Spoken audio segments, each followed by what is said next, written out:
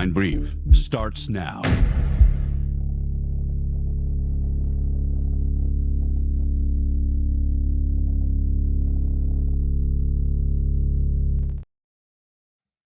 What is up, everybody? Happy Monday. What's up, dude? How are you doing? What's going on, man? I'm doing well. How are you? Doing pretty good. Pretty good. good. To be back. Yeah. Glad to have you back, dude. Last show was really good. Had a good reception. It had a way larger reception than I was expecting. So yeah, thank you all for listening to that. I really do appreciate it. Yeah. I'm excited too to get to things that we didn't get to last time. And I think the best place to start, well, actually, let me do my administrative things real quick and then we'll get started, okay? Cool, sounds good. So depending on where you guys are streaming from, whether it's my channel or Mitch's channel, do us both a favor and hit the like and the subscribe. It's the best way to help support our channels and it's free.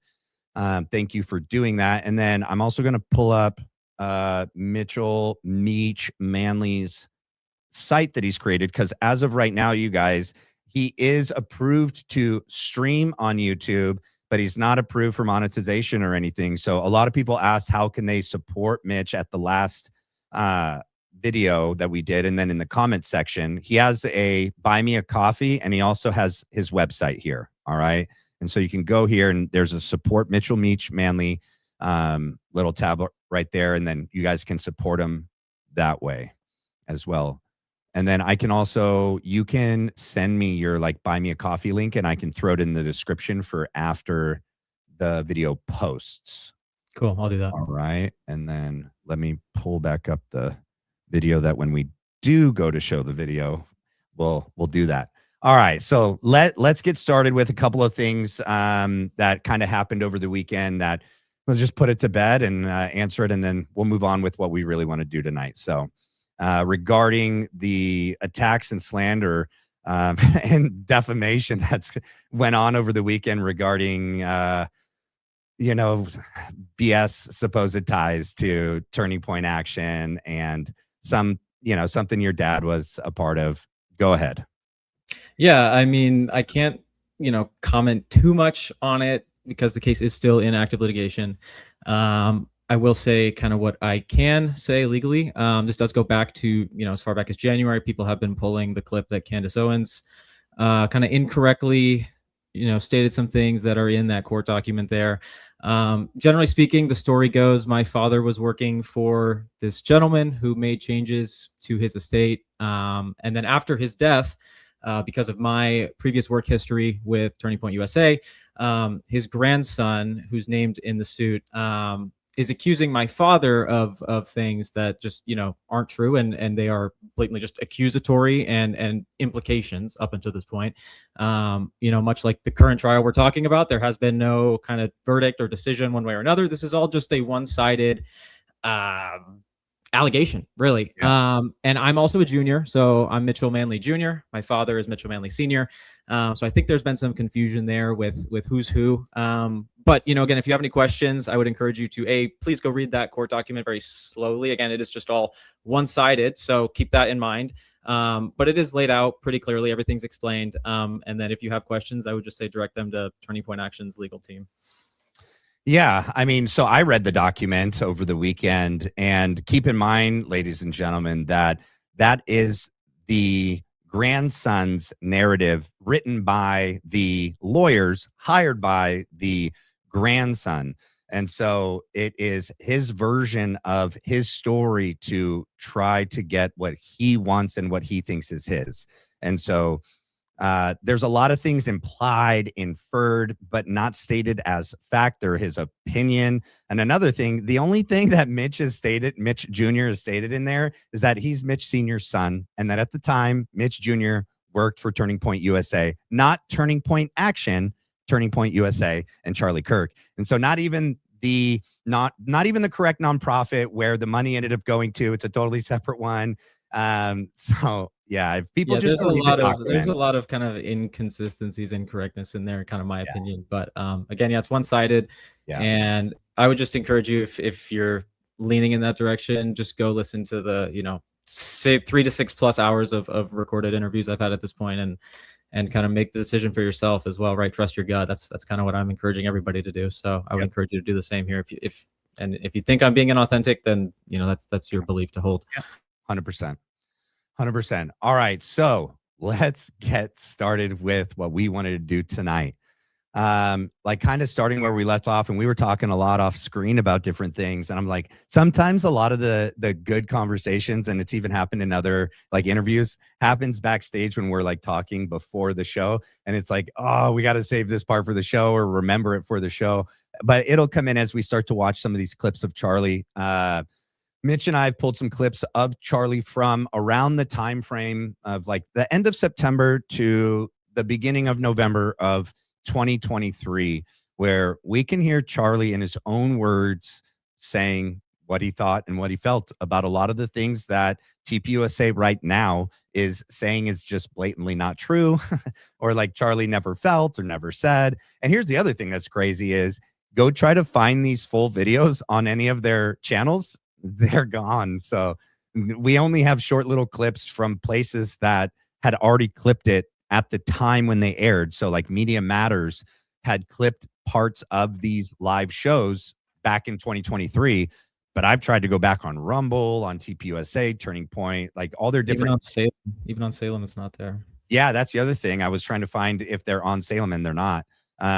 Which is interesting because I already know too. There, I was talking about this with Meech. Meech was there at one of these campus events where Charlie did get a lot of questions about Israel, so much so that he even had to tell people like, "Hey, I'm all about talking about it, but let's get everything else out of the way, and we'll talk about it later."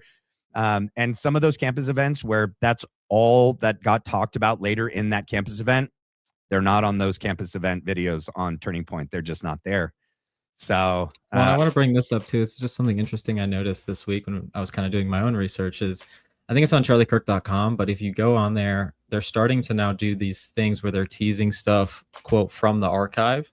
So it seems like they're either re-releasing or they have stuff that they've archived that they're going to be teasing out at some point. I thought that was just an interesting thing to note, that they are beginning this kind of process of releasing things from the archive, but obviously it's very controlled and whatever they want. So well, and if it's going to be anything like they've done so far, so what they've done, and I have one example of this, they edited and cut the chapter leadership summit focus group with Andrew Colvett and Charlie Kirk and the chapter leads, that focus group where they talked about Israel the whole time. They took that, they retitled it, and they retitled it Charlie Kirk versus 25 Gen Z students, which they're his chapter leads. It's not versus. They were sitting down discussing everything. that's Number crazy. one, They made it like a jubilee. Wow. and they made it it's like a minute and something. It might even be long, more cut out because they added a bunch to the beginning of like the Young Turks and other like clips from other shows in the beginning. But at least a minute and a half that I can show for sure was edited out. I just haven't had enough time to go back and see which parts were completely cut out. I got to play them side by side. But there's a lot of parts in there where Charlie like does these facial expressions. I don't know if you remember watching it. The one kid that had the Arkansas hat on, right? And he's one of the chapter leads that actually wrote a letter in opposition to Erica, Turning Point, and things that they were changing. And then he like had to recant like a week or so later, and then he disappeared. Man, I had his page pulled up before. I forget his name, Dino Denigrassi or something, but I forget his last name, but it's Dino something. I reached out to him. Sorry, I didn't mean to hit my boom mic. It's a new boom mic, so it's a little bit lower. He didn't reach back out. He's been somewhat just absent online after he kind of retracted that letter, which I found to be very weird. But he was there, strange. And a lot of the things that he said were just spot on. And Charlie was like in agreement. He was like, "Dang, like that. This kid is legit." And that's why I made the video I made the other day, which is the kind of Jaws-esque, Andrew Colvett, kind of revealing his hand, in my opinion, to be Judas in Judas. modern form. And so even there, I was able to at least find clips that supported that kind of belief. But it's very interesting that they are editing stuff. I would not put it past them for sure. And again, very disrespectful to these chapter leads to just take that title away from them in that video and just label them as Gen Z students, but also it's indicative of, in my opinion, the narrative that they're trying to turn everyone's attention away from. Yeah, and the other thing that's really interesting about that that sit down, that focus group, is Andrew Colvett.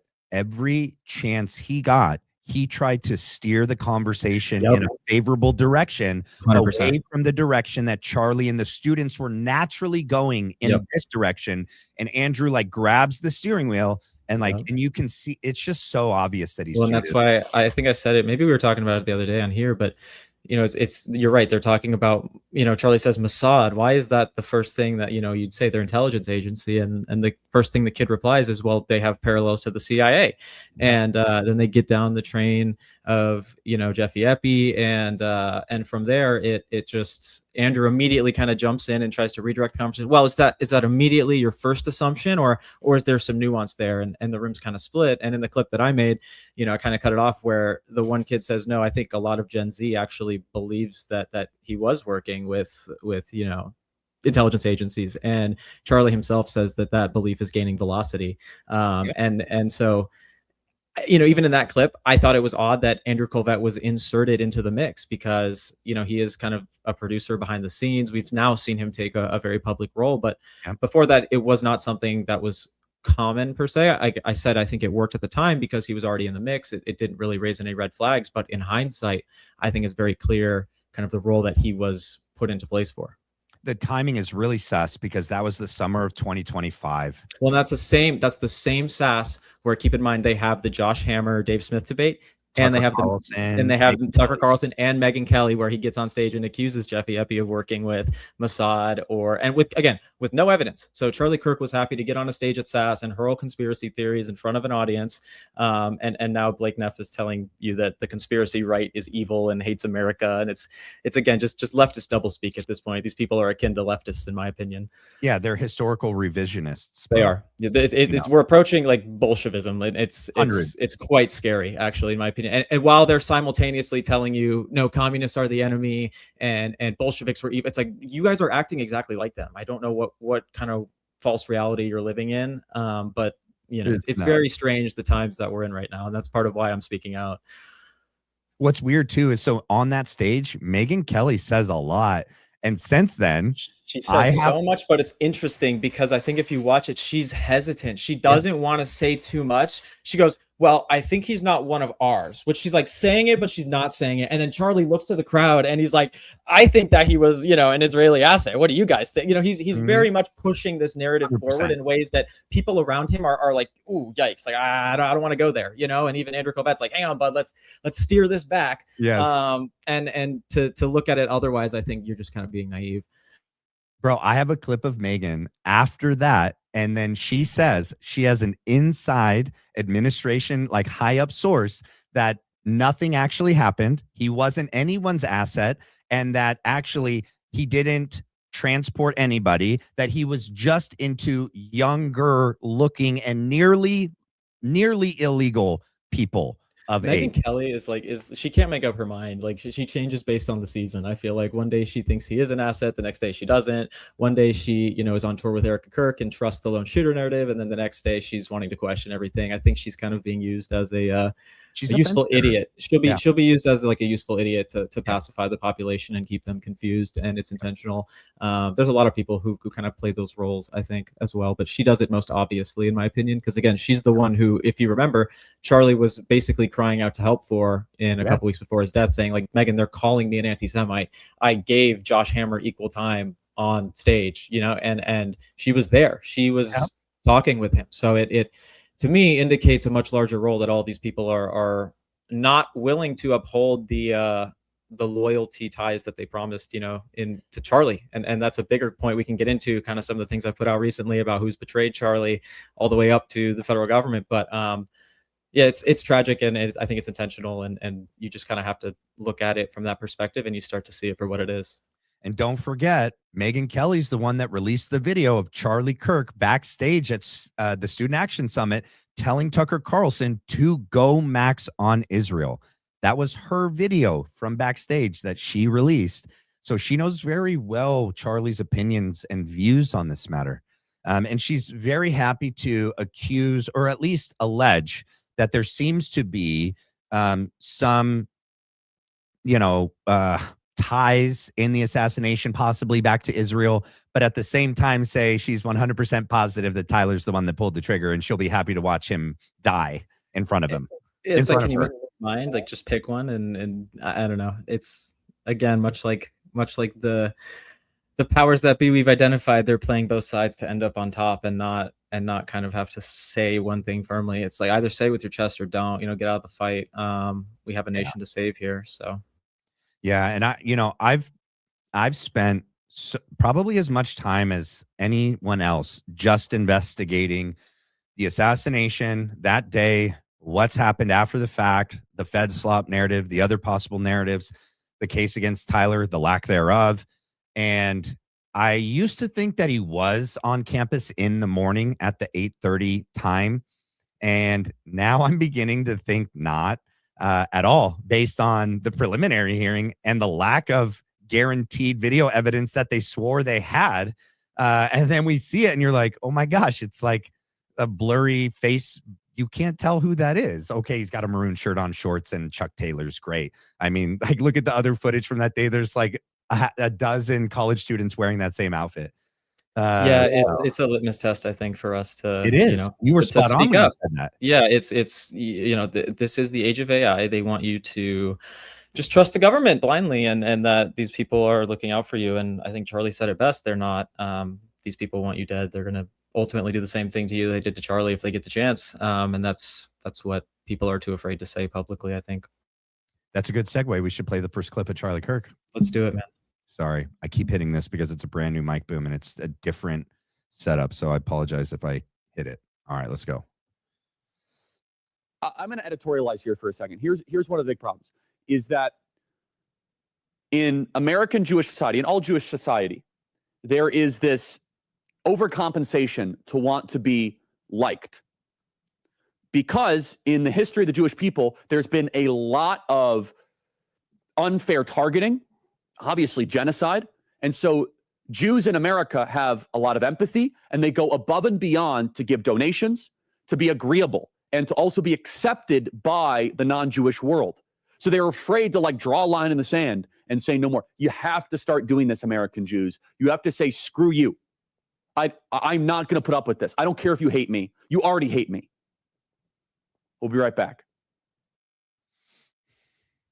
Thoughts?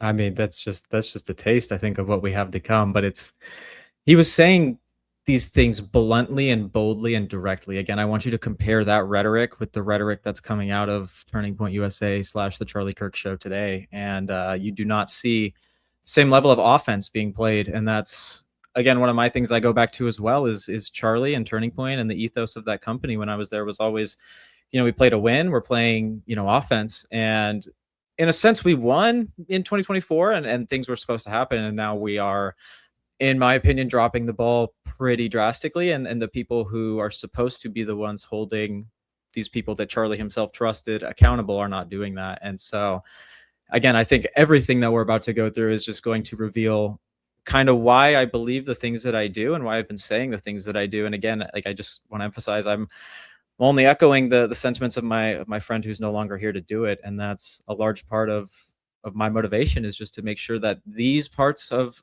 Charlie Kirk are not forgotten, because it seems like there is an effort being made to erase this side and this part of him which challenged the narrative, which challenged the government, which questioned things, which waged war on the deep state. And it seems like the two have now become one, and that's concerning. So yeah, let's keep going. And again, I can't wait for people to hear the rest of what we have. Yeah, you guys, we got a lot of good clips, and it's all, it's straight from Charlie. And what's interesting is there's clips too that I don't even have pulled up today of Charlie with Blake and Andrew and Jack Posobiec and Tyler Boyer after the bombing of Fordo, and I went back and forth with this Fed slopper on X. I'm not even going to name his name because you all know him, but trying to tell me that, you know, Charlie 100% trusted Trump's judgment when it comes to the war with Iran. No, if you go watch the clip in full, he said so he went there and argued against no bombing. Okay, number one, he wanted no bombing. Trump said, we're going to do a limited strike. We have clear ins, clear outs. We have a clear mission accomplished, and we know when we'll be done, and it'll be done, and that's it. In that scenario, Charlie said, okay, I'm going to trust that Trump is going to do that and nothing else. And then on Thought Crime with Blake and those cronies, they literally said, we trust Trump to do this and nothing more. And if it goes any further, and if it goes into regime change, something really wrong. Well, and I remember I said this last time too. I think is like you're 100% correct, because I remember watching that live stream live, because I remember how significant it was. It was, I think, around July 4th. Maybe I'm wrong, but yes, yeah, and so I remember also the White House article is still up. It says we completely destroyed their nuclear capabilities. And so I remember Charlie being like, we're going to trust the president on this. We're going to trust his intelligence, you know, thinking that it's not the same deep state, et cetera. And I remember, and I think that's part of why they had to do what they did ultimately, because, you know, we very quickly restarted the war machine after that. And what was interesting to me after that was the people who previously were in the studio with Charlie when he was calling Lindsey Graham pathologically insane. Again, I've posted the 16-minute bit on my Twitter multiple times now, are now the ones writing puff pieces for Lindsey Graham and excusing the war in Iran and saying, well, we wouldn't know what Charlie would feel about this, when in reality, it's very simple to know what he would feel. He trusted the administration to do a precise strike in 2025, and they did that, and they told us that the nuclear, you know, facilities were destroyed. So either they lied or this is an illegitimate war, and Charlie died for what reason exactly? Something isn't adding up here, and to imply that you would not know how Charlie would feel about this war having sat in the studio next to him is asinine when the video is right in front of our own eyes, right? This feels very much like 1984 in many ways, and the way in which these specific clips, right, Matt, that you and I have both kind of been working to unearth, it feels intentional. It's why I made kind of the mock Star Wars video I made the other day, because I call it the Kirchives. I'm digging through the Kirchives trying to find, you know, these long lost clips that have been hidden, and it's wrong. It's evil to try and co-opt a dead man and turn him into a shill for an establishment and a regime that is not doing any of the things that Charlie himself and millions of other Americans, you know, elected them to do. And so, again, it goes back to what Charlie said about always asking questions, because it poses a threat to an illegitimate regime. And unfortunately, as someone who toured with Charlie and put my all into getting these people elected, I don't think that they are, you know, representing us in the way that we expected them to. And you know, that in and of itself to me feels illegitimate, and it is a cause for concern. And I don't think that Charlie Kirk himself would be sitting in the studio like Blake Neff and Andrew Colvett are, just making excuses, talking about we need to pass the Save America Act because we might not have a Congress next year. I mean, come on, like, be real.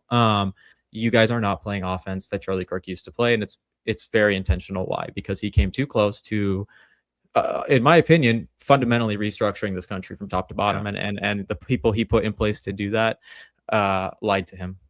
Well, imagine, right? So like, it's even worse that they are shilling for the people and organizations and countries that he was opposing. Not just that they're shilling in general, but for the very thing that he was up against when he was killed for opposing these, you know, institutions and, you know, countries and people. They're so trying to, you know, make you think that it's a lone shooter, because it all goes back to this. He said that he was so trusting that Kash Patel, Pam Bondi, Dan Bongino, Trump, JD were actually, when they got in, one of their first things to do was to root out all of the evil inside of the intel agencies, all the corruption. Can we play that clip?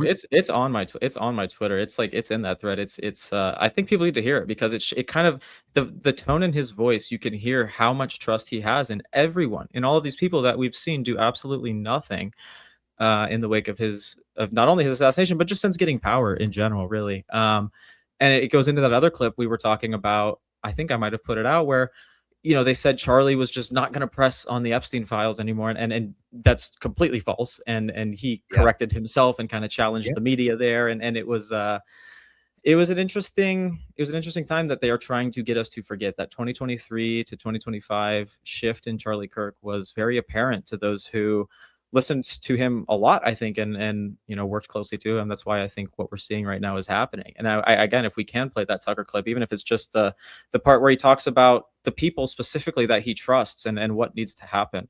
And then I think if you couple that with what's happened since, with how Tucker's now being labeled an enemy of the state and Candace is being labeled an enemy of the state, and all of these people who, agreed with Charlie on this issue specifically, Joe Kent, Thomas Massey, all these other people. Turning Point is now also just kind of agreeing with the administration that these people are enemies of the state, and akin to Antifa, when, in my opinion, the way that they are acting is far more leftist than any of the 5 people I just mentioned. So they are the more. It's just insane. It's doublespeak.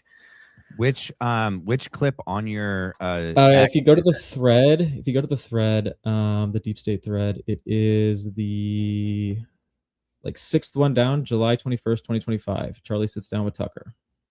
July 21st. Oh, so I passed it. So July 21st, July 19th. Hold on, I'm gonna pull it up. It's a little long, so we don't have to listen to the whole 9 minutes, but just I think the first even 2 kind of get at the point I'm trying Charlie to by emphasize. himself? It's Charlie and Tucker. Yep. I can text it to you too. Yeah, if you want to send it to me. I'm scrolling through. Yeah, I don't see it. I just sent it to you. All right. In a text or what? Or through here? I can DM it too. Yeah, if you DM it through X, then I can just click on it and pull it up. Meanwhile, I can go to the next clip we have of Charlie. All right, we'll play this one. Same thing, by the way, in Skokie, Illinois, when our Turning Point USA staffer got assaulted by Muslims, concussion. I don't know if anyone's been arrested. Probably won't be. Librarians bolted the doors, and I find this one hard to believe. I don't know, hard to believe, but I'm going to need some more fact checking on this because it's so what? Come on. What? Librarians bolted the doors and approached the identifiable Jewish students and told them they could hide in the attic if they wanted to. What?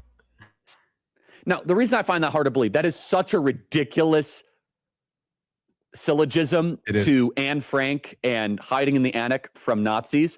Really, they have an attic in the Cooper Union Library. I find that hard to believe. If that is true, geez, what are they going to tell them? Go upstairs and just go write a diary. Jeez. I can't believe he said this.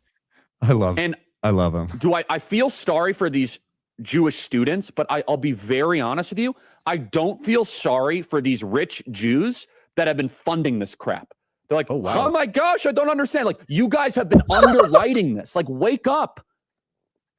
He did not do that. Outrage. Where's the ADL? That's what they're saying. Well, the ADL's on the side of this. You guys have created this beast because you've been so afraid of right-wing terrorism. Turns out we don't control these colleges. Sorry, guys. This is a beast of your own making. Look at this clip here. Play Cut 110, group of Jewish students being held hostage by Muslims. I don't know if I want to play that part because I don't know. They can cut it there. It just kind of gets to the, goodness gracious, how funny Charlie Kirk is. And oh my gosh. Oh my gosh. We are oh my goodness. Come on. Who's doing that today? I guess Anna Kasparian occasionally, but this is the kind of person he was, right? And they're trying to make you forget that. And I'm not going to let them do it. Again, it gets to a much deeper point of, the things he's saying. It's not just funny. It's very serious too. True. How hypocritical these people have been throughout our nation's history. They not only kind of are the reason we go to war and then have our country flooded with immigrants, but then on a more personal level, they seem to, forever be the victims, regardless of how many things are weighed in their favor. But goodness, that's such a funny clip, man. I'm so glad we found that. Well, yeah, and how obvious is that a fake story? It couldn't be more just copy paste.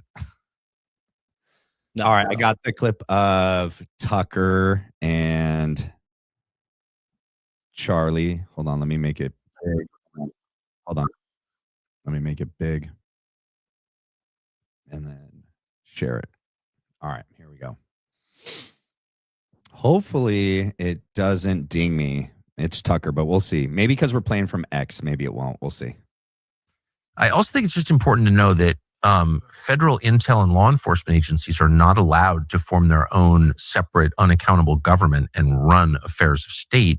That's a nightmare scenario that puts you in a dictatorship, Yes. totally insulated from the public.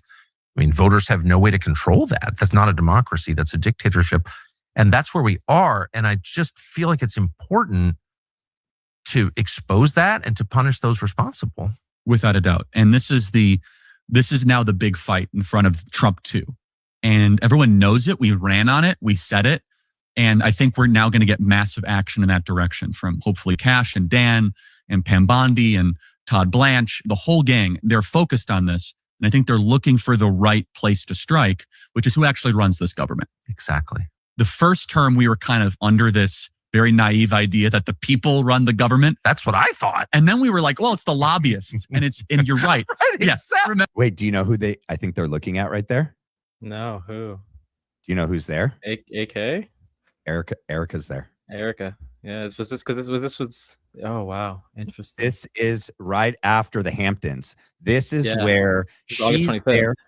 Yeah, so she's there, and from Candace Owens' story retelling after she spoke with Tucker, Tucker told her that at this meeting where Erica's there with Charlie, Erica was more anti-neocon, anti-Israel than the two of them. Interesting. Why have we Yeah, not seen that rhetoric today? Is my question. Where'd that go? because she's a chameleon. She'll play to the course. audience that she has. She's an And I actress. think Yeah. she knew that September 10th was just around the corner, and she didn't want any Throw her card card early. at Yeah. all. Well, and I think that just like, him saying all these names, like we trusted these people to, they're gonna uproot the government. I know we didn't finish the clip, but like I just shake my head every time I see that clip, man, because it breaks my heart just to listen to how much trust he had in these people to do what he toured the country telling young people that they were going to do, and it's a much deeper betrayal than just him. I think this administration has betrayed millions of Americans, and it's just heartbreaking to see, Charlie himself have so much trust in these people, because we all ourselves, I know, did because of him in many ways. And so that in and of itself is a very tragic kind of realization for me. we all did a victory lap too soon. Oh, for sure. We thought when we got them in, we had arrived, and that all the accountability was just a foregone conclusion. They're in. It's gonna happen. And Well, and again, it cuts to my point of we won and Charlie died. So why in the world did we not see massive action against the deep state? And then it gets to the point of, oh, well, it's probably because those are the same people who are in a way responsible for this, because it breaks all rationale for the man who spent his entire career practically calling out the intel agencies and the deep state and using Trump as the weapon against them. He had the green light, I think, in at least 80% of the country's eyes after watching what happened to Charlie, to just kind of go full right wing and reshape this country. Right? It felt like an opportunity to do so, and I was so ready for it. I was so waiting. I was so expectant of it. And we saw Stephen Miller up on stage at Charlie's memorial, and he gave one hell of a speech. And I was very ready for the swift, decisive action that was going to come from the administration. And then we saw none of it. We then saw deportations kind of ramp up. Then ICE got into a couple shootings, and then it very quickly trickled back. And then we launched a war in the Middle East and shielded the Epstein files, Todd Blanche specifically, once he took back over, which that's the name that really gets me in Charlie's list there. Because, when he took back over in April, he's like, what? No, there's no evidence that he was working for any government. And, it's tragic, and I think it's just a time for us all to reflect and pray, truly. You'd have to be the dumbest or the most dishonest person to think that if Charlie never was assassinated and was alive this whole time from 9/10 to right now, that if he was still on his show, that he'd be saying any of the things that they have said since 9/10. You either are so dishonest, you can just leave, or you are so dumb that you can also just leave. Well, and that's what makes it so I think, frustrating for many of us is we all know that. We all feel it. We all listen to Charlie every day. We all love Charlie. And that's why it was on account of his difference, the things that he was saying. And it's why what's happening right now is so evil, because they are trying to walk us back into this two-party Democrats versus Republicans. If you don't love the country, you're a terrorist. And if you say things like this, you're a terrorist, which is arguably far more authoritarian and I don't know, illegitimate than we've ever been in America. I'm Yep. starting to question, for the same people who claim to love the country, I've made this point multiple times, like Jack Passot, Big Benny Johnson, all these people are very willing to amplify lies that corrupt the justice system, which is a foundational pillar of our republic. Can you sit up there and still claim that you love America, or you're working to further its interests, or are you working to further your own? I think it's very much the latter. They're just self-preservationists, and when it you kind of follow the paper trail, it points back to a nation that's not our own, and that's a much deeper issue that I think Charlie himself was beginning to uncover, and I think it's a large reason of why he had to go when he did, because the intel agencies do run the country. They were going to have a war in the Middle East regardless of who was in office, and I think that everybody knew that Charlie was not going to go along with it. That's why he was flying to DC as often as he was there towards the end, and it explains the rhetoric we've seen coming out. It's just so polar opposite to everything he truly lived and ultimately died for. I don't just mean, like I've said before, electing Republicans and selling T-shirts, because again, he had very much offloaded that to a lot of the same people who are now in charge, and he was doing a lot of the culture war on his own, and in a unique way that surpassed politics and started to engage the physical, and I think that's why, or the spiritual, excuse me, and that's kind of why we're in the midst of this spiritual war now, and these demons are lashing out in the ways that they are. Like you said, you have to be dishonest or just blatantly stupid to not see this kind of for what it is, and then it gets to the deeper point of why are so many people in our society willing to amplify lies, and how great is this evil that they are shielding and protecting. I think that's a pretty sobering thought as well. Yeah, I mean, ask yourself a couple questions, and these are totally separate, but this is just what I was thinking of when you mentioned a few things. Number one, why did they freak out when Candace was like, I'm not voting anymore, not until we find out what happened to Charlie. No one should sign up for the military. And I'm freaking prior military. I agree with her, dude. Like, all of us I joined in 05. I joined because of 9/11. Me and all of my buddies that joined because of 9/11. We believed the lie.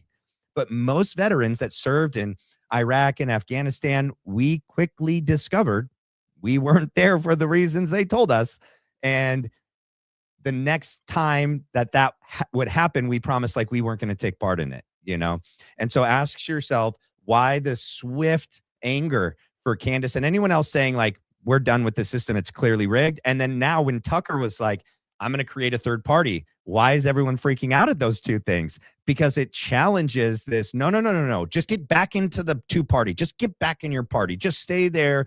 Vote for our two evils that we put out there for your two choices, your illusion of choice that you have, and we're Don't like watch your UFC fights, and don't complain. cake. Yeah. What is it? Bread, wine, and circuits. Yeah, seriously. And you mentioned veterans. That might be a good pitch to the clip I put out today that I actually shot one of the college debates where the veteran is openly kind of bringing a lot of these issues to the front of Charlie's worldview, right? And I got to kind of see in real time his cogs begin to turn. And this veteran is unique because he does not come at this, in a way that's brash. He comes at it very articulately. Right. He's very calm.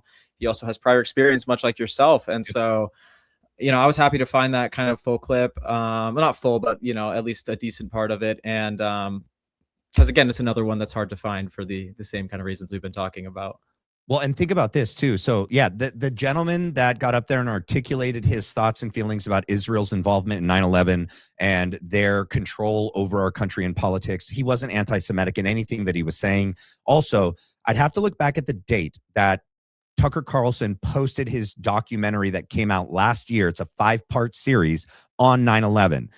Well, Charlie and Tucker were close. Are you going to tell me Charlie wasn't educating himself on the side? He maybe knew that he couldn't say some of those things, as long as he was on that show and in behind that camera. But clearly, I think his thoughts were evolving over time. And we'd all be completely ignorant to think that he wasn't listening to Tucker Carlson. No, and I think we'd be ignorant to think that he wasn't talking to Candace Owens, he wasn't talking to Tucker Carlson, he wasn't talking like all these people that have now been labeled not only not his friends anymore, but also, you know, enemies of the state, leftists, whatever these people are, these liars, these demons are trying to label them as, these patriotic Americans, these Christians, is insane. And it reveals, again, what I keep trying to sound the alarm on, is that this political game, this political war is kind of over. The culture war was fun. Unfortunately, Charlie, you know, we saw what happened to him, but this is not what that is. It's not a culture war. It's not political. This is a spiritual war. Yeah. This is good versus evil. The parties are a front. The system is a front. And Charlie was getting very close, I think, to unpacking a lot of that. And the way it's been, you know, weaponized against us as citizens historically, throughout our nation's history. So it's, again, just revealing of the larger picture, kind of these attacks that we're seeing, these slanderings. Because again, I don't think that any of the people, whether it's Thomas Massey or Tucker Carlson or Candace Owens or even someone like myself, wants to see Turning Point destroyed. I think we just want to see them live up to the work that Charlie Kirk himself was doing, which is holding the government accountable, asking the tough questions, even when it's hard, and challenging the commonly held narratives, whether it's on things like COVID or you know, or up to a bullet or not going into Charlie Kirk's neck, right? It's unfortunate that it is, you know, his show that is in this position, but I think that Charlie himself on tour many times was still an advocate of the Second Amendment, even if, you know, he himself was to be shot. That's, you know, he was a man of principle, and this comes down to principle. This is good versus evil, and they're using politics to convince you it's not. And just be wary of that. Use your discernment. Don't listen to people who have logos next to their names, honestly, because they're getting paid by these people to put out statements, and that's part of it, right? It's a whole ecosystem. I've traced some of that on my timeline. Leah Files as well she's doing great work tracing kind of the dark money here, who pulls the strings, and it looks like, you know, Ben Shapiro himself has a large hand in this, which it's interesting as well, since we now know that his security received a phone call less than 10 minutes after Charlie was shot, and that just begs the question, why was he called before emergency services were? It's just something I'm still begging to know the truth on, but I don't think we ever will. And again, I think it just reveals the greater evil that we're kind of at war with here. Yeah, I mean, Ben Shapiro not only you know, told us all that he was on the phone with the security team, but in that car, I mean, I guess it could have been one of the security team members, but we know that Frank Turek actually was on the phone with Seth Dillon, who's also close with Ben Shapiro. I believe that it was probably Frank on the phone holding speakerphone while everyone else was doing their whatever they were doing in there. But yeah, there was something else I was going to say. I totally lost it, but no, you're good. We can pivot over to that clip if you have. Yeah, let's go to the next clip. Let me pull it up. Here it is. Yeah, I got it. There is a real reckoning happening. Not, by the way, there are self-hating people in any group, right? And there are some Jews that are still like making excuses for all this. Not all of them, though. You're starting to see a fair amount start to defect and say, hold on a second. What have we done? Maybe those crazy right-wingers were right about immigration, that you can't keep on importing people that don't share your values. The ADL, by the way, has spent decades. The ADL raises nearly $100 million a year to just, quote unquote, fight anti-Semitism. They've been oddly quiet recently. Why? It's because they're only focused on random conservatives in middle America.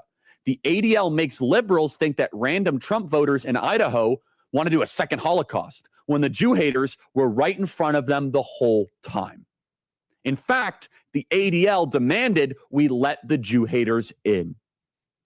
And in a stunning turn of events, the people that the ADL said were Jew haters are actually the biggest defenders of Judaism in Israel right now in the country. Us, conservative, evangelical Christians. And Jewish donors, they have a lot of explaining to do, a lot of decoupling to do, because Jewish donors have been the #1 funding mechanism of radical, open border, neoliberal, quasi-Marxist policies, cultural institutions, and nonprofits. This is a beast created by secular Jews.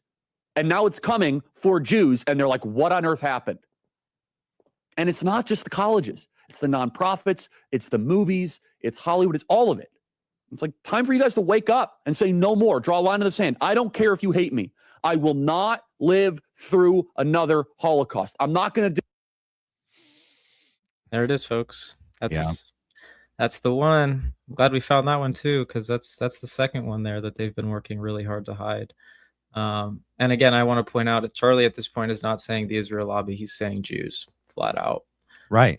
Jews, cultural Jews, institutional Jews, Jews. Jews. He's saying that word explicitly. Yeah. And so to accuse anyone of being anti-Semitic when they use the same type of rhetoric now, you are there by proxy labeling Charlie the same thing. Well, so, we know they were doing that too, right? Well, I know we know the left was at the time, but I'm talking about people in his own studio now. Oh, true. Yeah. And people who are aligned with him, like Paramount Tactical, calling people they're calling Nazis, us that just for calling using people, that, calling people Nazis on the timeline when, okay, so are you going to now label Charlie Kirk after his death the same thing? Because he was saying this 3 years ago, mind you. It's insane, the kind of revisionist history these people are trying to enact while simultaneously chanting against those same types of things throughout history. It's insane. And going to what Charlie said about the cultural Jews, that they seem to be playing both sides to end up on top, right? I love it's a great statement, but it's true. And they fund left-wing causes, they fund right-wing causes, they pin us against each other, so then we never get to the root of the problem, which is them. And their kind of corrosion of our society since the last kind of 40 years have taken place, 60 years even, kind of since JFK, in my opinion. But it is kind of a deep issue that no one wants to address head on, and anyone who does address it head on obviously has things happen to them, whether it's financial or, in Charlie's case, we saw what happened, the extreme. And I think that was a warning to everyone in conservative media: get back in line. This free speech thing was fun. You podcasters, you had your fun, but the state's going to do what the state's always done. It's going to make you get in line. And as much as we pretend this is a free country, I think that we're kind of seeing that those freedoms are very much being put to the test right now, and it's up to us to fight to preserve them. And Charlie himself was the one who lost his life kind of in that fight first, and I don't think he'll be the last, unfortunately. But it is scary, right? It is historic, kind of what we're living through. I brought it up previously. A president's son, the vice president commenting on a case before a jury has even made a decision. That in and of itself is historic to me and is cause for concern. Kind of just the influence that can have on the jury and looking at what's happened and the people who don't necessarily get in line or do what's asked of them. We've seen what can happen in the extreme, and I wouldn't put it past some of these jurors to be afraid, and that's concerning to me. It's not how America is supposed to be. We're not a country that's ruled on fear and intimidation. That's not how we were founded. It's not how it's supposed to be, and fear is not from the Lord ultimately. So again, I think a lot of the rhetoric and actions we're seeing from the evangelical Christian right is very much not reflective of Christ or any of the values that he himself lived for, or quite frankly, Charlie himself lived for. So it's just rather concerning. And again, that's why I'm doing what I'm doing now. I never wanted to be here. So here we are, we're in the arena, and now is the time. Yeah. I mean, so I remember what I was going to say earlier.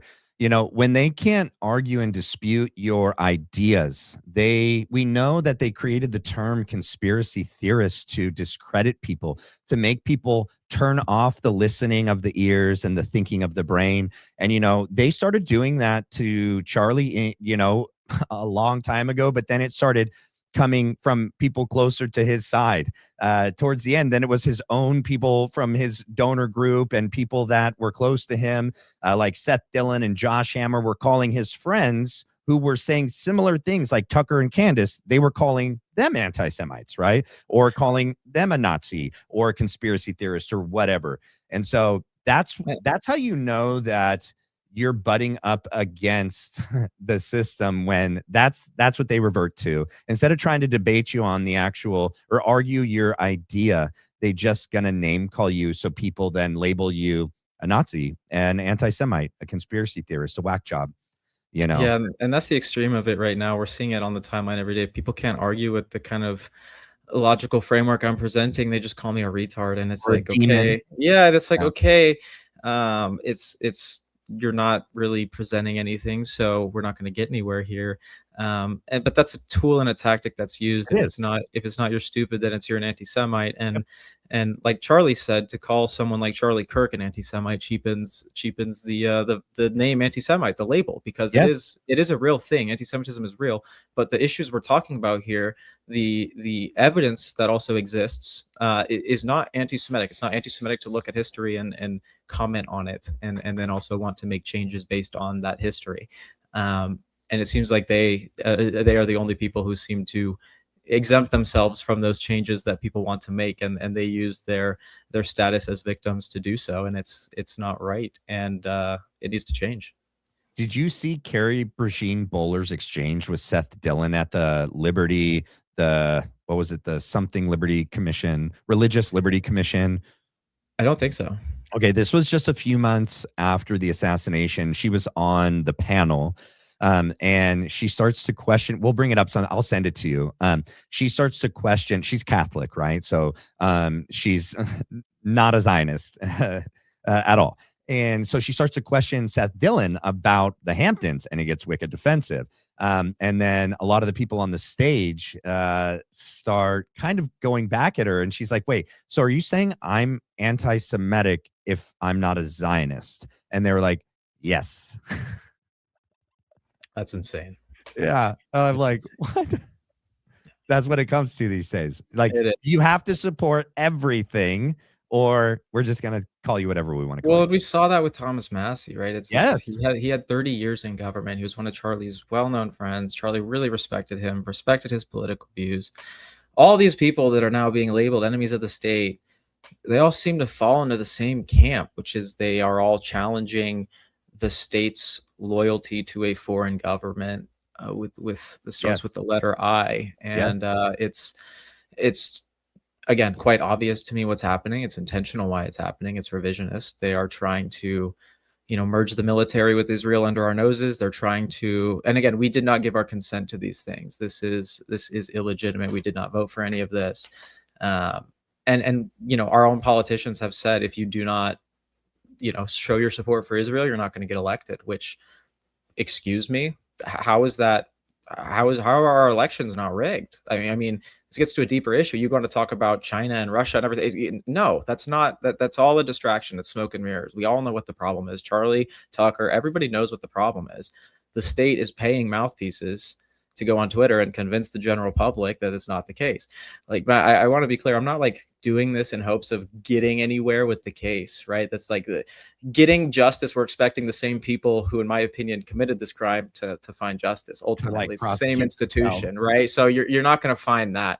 What we are fighting for, though, is the American public's perception of these people, of the institutions. Yeah.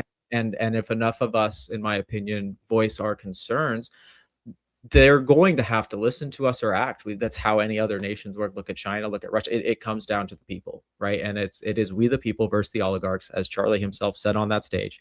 And it's not politics. This isn't Democrats versus Republicans. That's what this whole MAGA movement was supposed to be about, and it wasn't. It got co-opted. We can't trust politics anymore, it seems. It is rotten to the core. We can't fight in that system. We have to engage in the spiritual. We have to cry out to God and truly and let Christ intervene, and hopefully, along with our own voices and actions and faith, we might be able to make a change. But I'm not expecting anything justice wise here to change the case per se or anything like that. This is just, we're just having these conversations to wake people up about kind of the point in our nation's history we're in. At least that's my intention with things. Yeah. I mean, so I did a show, I don't know, a couple months ago and we talked about this previous to starting the show tonight, right? After World War II ended, right? They went in there and they did studies on the German people, and they wanted to understand, how did this happen? How did good German people go along with it, right? And they did lots of studies to find out, like, once you get a certain percent of the population, the rest just go with the program, right? This is what I'm writing my book on, 100%, dude. Yes, the Amoga studies, I forget the other one, but there's 2 or 3 that they did. Yeah. And they also did a study to find out what were these main characteristics of the society that led to Hitler or that led to the Holocaust. And literally, and I'll let you finish because you did a great job pointing this out, is it's like literally our time right now, Christian, young, proud to be American. What was the other one? Like, and we had Charlie. Like, Charlie had this at his disposal, and he was a charismatic leader. To think that they weren't scared of the potential of what this could turn into, not that Charlie or we would ever turn into that, right? But that he and we posed a threat to rule ourselves finally.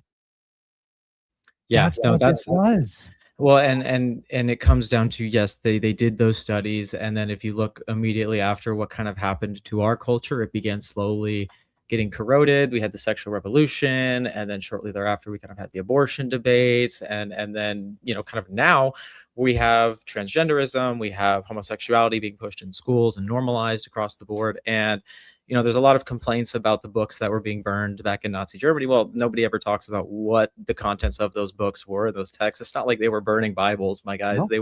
They were burning the same kind of texts that are now being pushed on our children, which are, homosexuality, transgenderism, etc. And it gets to the deeper point of, the German people didn't wake up one day and just all of a sudden decide to go along with the things that they did. It was very much a progression and a build, and history shows and explains that build very clearly.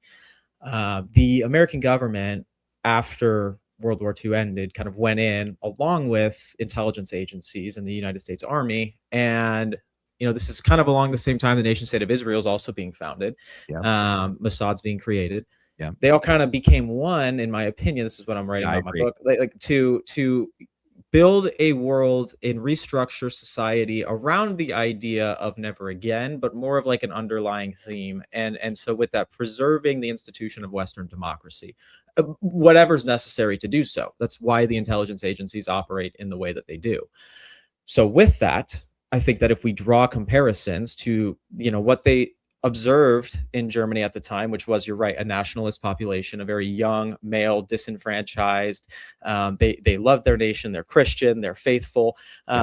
They don't want us as a nation to get to that point, not because they're afraid of having Hitler 2.0, but because they know that when a government and a people operates for itself and are united around their own common interests, nothing can stop them. And we've seen that. We saw that with the foundation of this country, right? It's in our own history. These people, these demons have, spiritually corroded our nation and are now ruling it. And, it's not to be expected. We are the underdogs in this. I'm not expecting to ever be on top here. Look what they did to Christ as well as Charlie. But the fight still is the fight, and it needs to be waged. Otherwise, what? We're just going to bend over and let them rule us? I don't think so. So it's evil, it's awful, it's hard to do, but it needs to be done. I was going to say 100% agree, dude. 100% agree. And this is the fight that Charlie was engaged in, and the fight that led to his death, in my opinion. And that we have to. So their stupid slogan, pick up the bloodstain. Ben Shapiro's the one that said that. Ben Shapiro is the one that created that slogan, pick up the bloodstained mic. And then you have Erica Kirk putting the mic in a freaking glass box at Mar-a-Lago to get people to vote. And then they create at TPUSA their own campaign slogan, pick up the mic. We need to pick up the mic for what Charlie was really doing. And we need to continue the fight. Well, and that's why I got on and backed that girl Brandy so heavily, who was in the courtroom that day, because I've been on the other side of independent journalism. I was sent to Kenosha for Charlie and Jack Posobiec. I was sent to the Trump trial. There's a photo of me in the Daily Mail with an iPhone. I'm in the crowd just with an iPhone doing raw, independent on the ground stuff. And yes, it very much is. We need to keep doing the things that he was, because Charlie himself started as a very small crew that grew into what it is, right? And that's what this is about. It's about speaking truth to power. It's about not letting us be spiritually deceived. And I want to get to another point that I just thought of as well, which is the reason that Charlie was such a threat to the intelligence agencies is because of his focus. And I said it before, I'll say it again. Charlie got discredited quite often by institutional people and everyone else for going and debating college kids. Now, keep in mind, he himself was only 31, but also just on a general basis, all of these college kids are voting age adults. And so they have an influence in the election. Historically speaking, they've gone one way. because of the education system and in my opinion, the reconstruction that happened after Germany, right? It traces all back to that. But Yep. Charlie was kind of effectively breaking kids out of this brainwashing. I mean, we had the tour. It was called "You Are Being Brainwashed," and Yes. again, the intelligence agencies, if they can capture the minds of the youth early, they're good for life, because it's much harder to break out of that system that you've been ingrained in your whole life, as opposed to if you get hit with a bunch of new realities at 18, 19, as for me 15, it completely reshaped the way that I think and look at the world. The intelligence agencies don't want that to happen. And if you look at our literacy rates, I've worked closely with schools as well. Like the education system is in shambles, and the government doesn't care. And I think that if By a design. government truly cared about its people, they would want them to be educated. Well, again, I don't care about the what, I care about the why. And it's why does a government not want its people to be educated? Well, Easier to it's far control. easier to pass tyrannical measures to Yeah. control populations if you're not using the very complex brains that God gave us. Yeah. And that's what Charlie did every day. And it feels very much like every time I get online, they're just trying to turn us into one side or another, mindless, partisan slop. So like, I don't know, it's insane. And so, I just encourage everyone to think critically, use your brains. It's okay to be wrong. It doesn't make you a bad person to be wrong and ask questions. And it seems like that's what a lot of these people are trying to set as like the new normal here in America in the wake of Charlie's death and with this trial. Which is crazy, because that's what Charlie did every day. Right. And that's what makes it so blatantly obvious and also hypocritical. And that's why it screams intentional, kind of managed federal subversion to pacify this weapon that, as we can see, look at the division it's causing. Look at the lengths these people are going to. Look at the money these people are spending to try and grab hold of this narrative that people like you and I are just getting up here. And again, I'm not funded by anyone. Like, I'm very thankful for the people who've sent me money recently, but like, this is just me expressing myself, being human, and kind of talking about the way that I feel, and it's resonating with people. And I think there's a deeper reason why, because everyone else is a paid shill at this point, it seems. And it's so depressing. Yeah. I mean, thinking that by taking Charlie out, it would either, well, I don't know, like strike enough fear into everyone that everyone would sit down and shut up, that there wouldn't be any other possible next versions of Charlie or Charlie's, like us, right? That are going to not just sit down and shut up. Like, no, not especially now, more so now because of what they did to Charlie. I don't know. I think they didn't account for people like us, people like this community, other communities similar, Candace Owens, Joe Kent, Tucker Carlson, to do what we've done. And I don't. There's like I go back and forth on this, right? And we see kind of the policing on speech that they're trying to now institute. And part of me feels like this was always a part of their calculation. Like getting us to speak so they could then getting us to speak so blatantly against this that they can then turn around and imprison us or lock us up or ban us from society or debank us or whatever because of the statements we've made. And there is, there have been whistleblowers who've come out talking about Project Esther and a couple others, which indicate a future plan. And if it is a uniparty, if these parties are just all fake and the intelligence agencies are running the country, then which they are. And so I wouldn't be surprised if one day this all comes back to bite us. And again, that's where we have to be sober minded. We have to be realists about the kind of, enemies we're up against in that sense. And not be naive about things, especially as Christians. We should expect persecution. This world is temporal and it is not made for us to inherit. And we're going to do what we can to try and live like Christ here while we have the time, and speak truth to power and do good things. But ultimately, they're going to try and stop that as hard as they can. And so it's up to you to decide what it's worth. It's up to you to kind of pick your fight, I think. But now is the time, I think, to start thinking about some of those things, because history shows once they start kind of trying to police speech and putting money behind it and convincing you of things, it gets dark very fast. And I don't think people are really aware of that. And it goes back to the kind of blindness that they're able to put on people with technology these days. So it's tough. Yeah. So I was thinking of something when you were talking, like if it looks like they were going to try to take our rights away systematically, and that they attempted to take our gun rights away first with all the school shootings and everything. That's what they were attempting. It looks like they calculated that, okay, if we have to take the rights away, Which one should we take away first? It seems like they made the decision to take away the gun rights first, and then it'd be easier to take away these other rights. Well, they didn't get to take our gun rights away so easily. And it's like there's a pivot that happened. And they're like, okay, maybe we got to take away the freedom of speech first, and we got to reclassify it hate speech. But then once we classify some things hate speech, then the floodgates are open, and we can just expand that definition as time goes on until it includes anything we don't like.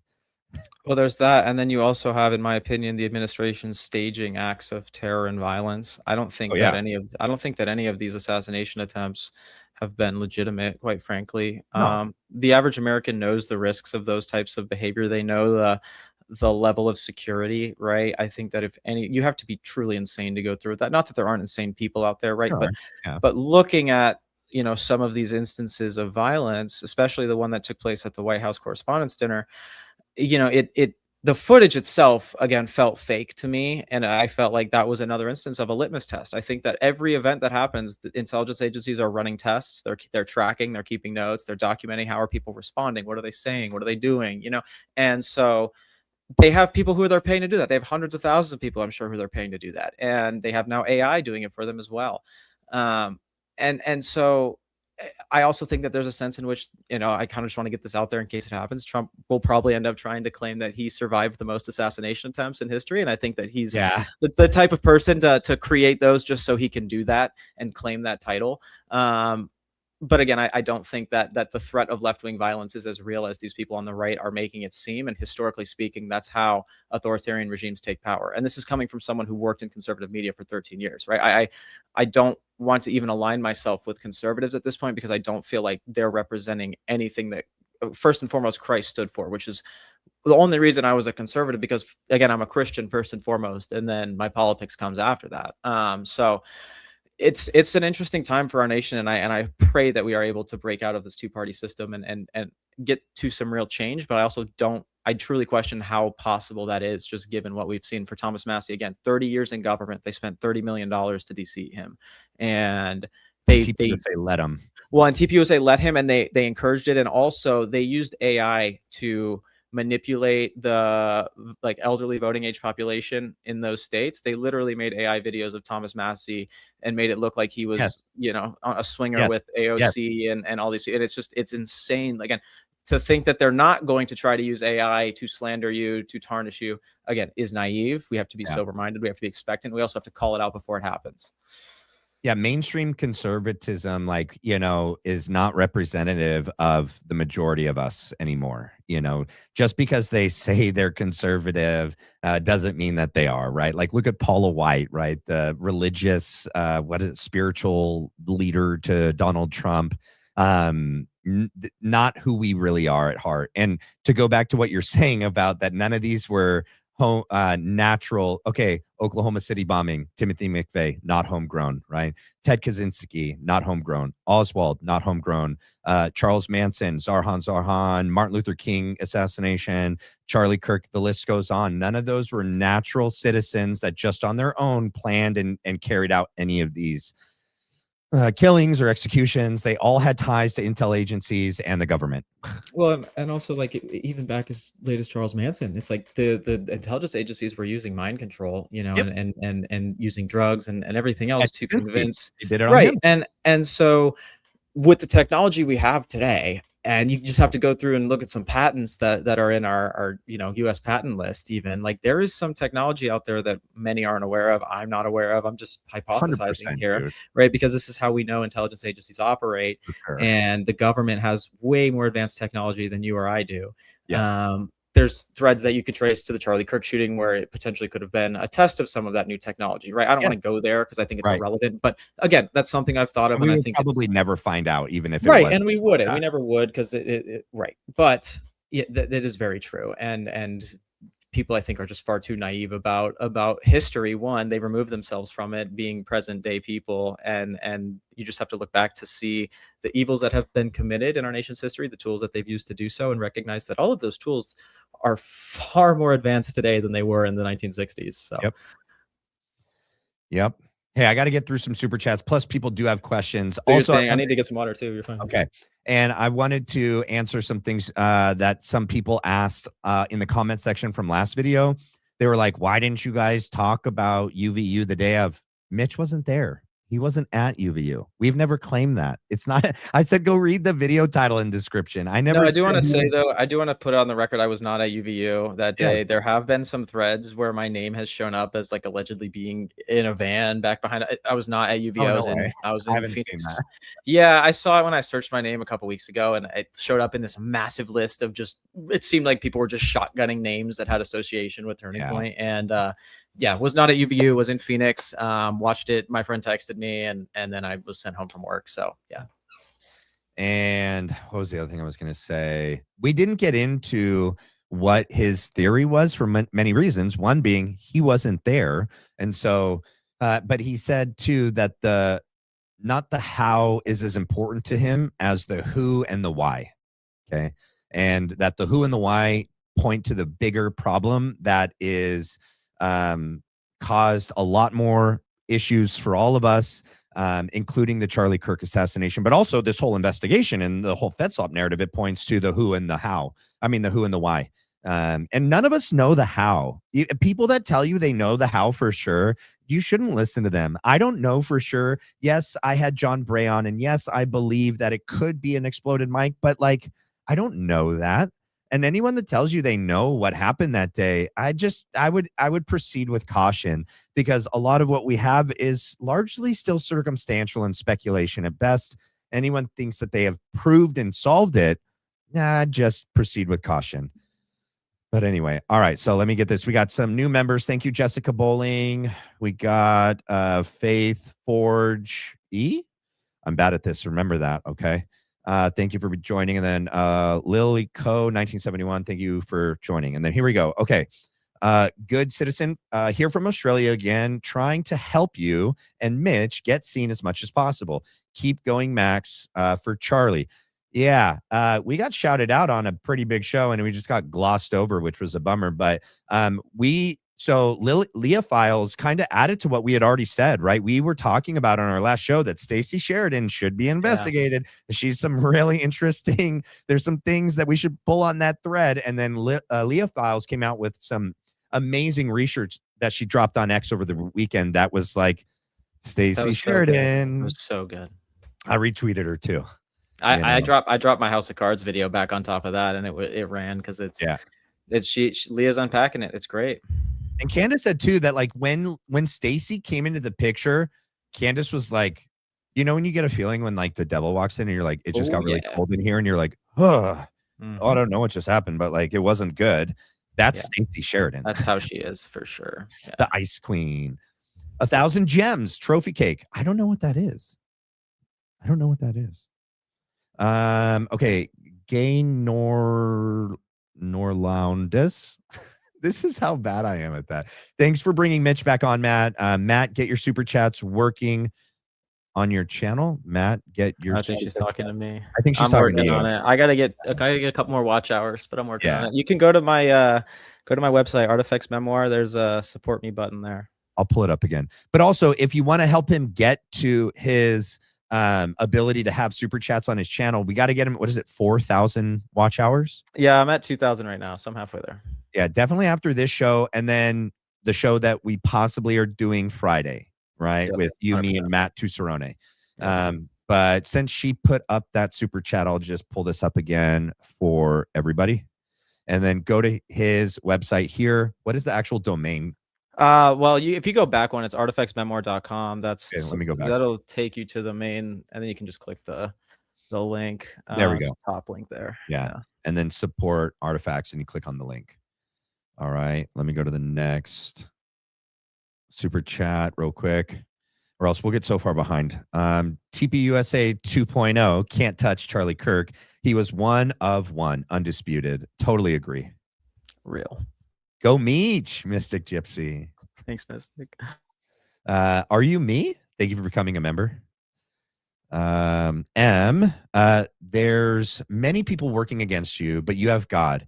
You have the truth. You have the light on your side. Thank you, M. I agree. You know, and just remember, guys, they tried to do the same thing with Mitch Snow. They tried to do the same thing with Aubrey Leish, and they tried to do the same thing with Matthew Tucciarone. A lot of these people that used to, well, for Mitch, he's the only one that I just mentioned that didn't have any connection to TPUSA, but he was down there, right? But everyone else that I mentioned either worked for Turning Point USA or Turning Point Action. And when they came out, everyone tries to discredit them because if they can attack the individual, then you stop listening to the message, right? And so notice that what would be the outcome if you believed the lie? If you believe their lies, then you would say, oh, then we can't trust anything. That's the goal. The goal is for them to say, don't trust anything he's saying. Turn off your ears, turn off your brain, and don't tune in. That's what they're trying to do. Why would they be trying to do that? Because of the message. What we're trying to do is we're pointing directly at the people that, I mean, it doesn't take a freaking scientist and a brain surgeon to understand that like these people are doing something really evil. Just go look at what Charlie was saying and doing before and look at everything they've done since, you know. And even with the shooting video itself, I think a lot of that is spiritual warfare, is brainwashing, and Yes. then you get into the speech policing that's happening in the wake of it, but done by the same people who, you know, for years fought against these same sorts of things. It's just insane, and it reveals kind of the brainwashing that's taking place that Charlie himself spent his life fighting against. So it's just tragic.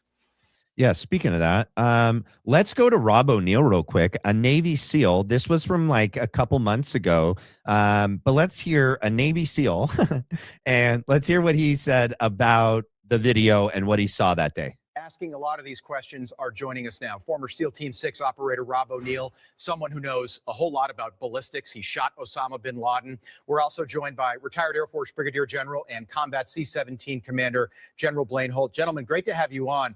Rob, you know what you're talking about. That's why we had you on. You know about ballistics. You shot bin Laden. What bothers you the most about this investigation? Thanks for having me, Rob, and good to see you, General Holt. You too. A lot of things bother it bothers me about this. Nothing in particular. It's not like I'm out there saying big lie or conspiracy or someone did it. I'm just saying I've been in a lot of shootings. I've killed more than a handful of people, and this thing looked shady off the bat. I mean, I've killed people closer than I saw the camera, and I've never seen a shirt move like that. That looks like an explosion to me.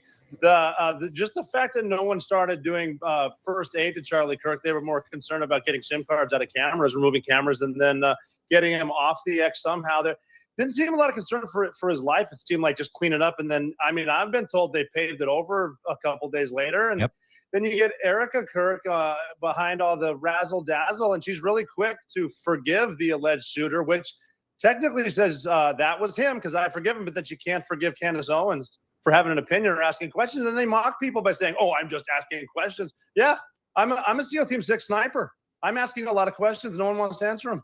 And you're able to ask these questions because you've been there. General, same to you. So this rifle, this 30-06, it's a powerful rifle. What do you make of this narrative that the bullet might have hit Charlie's spine, which would explain why the damage wasn't what you would typically see like that from that range? No, that's not what happened. And this is the thing that hurts here is, and what bothers me the most out of it. Wait, did you say, General, you don't think that's what happened? Correct. Absolutely not.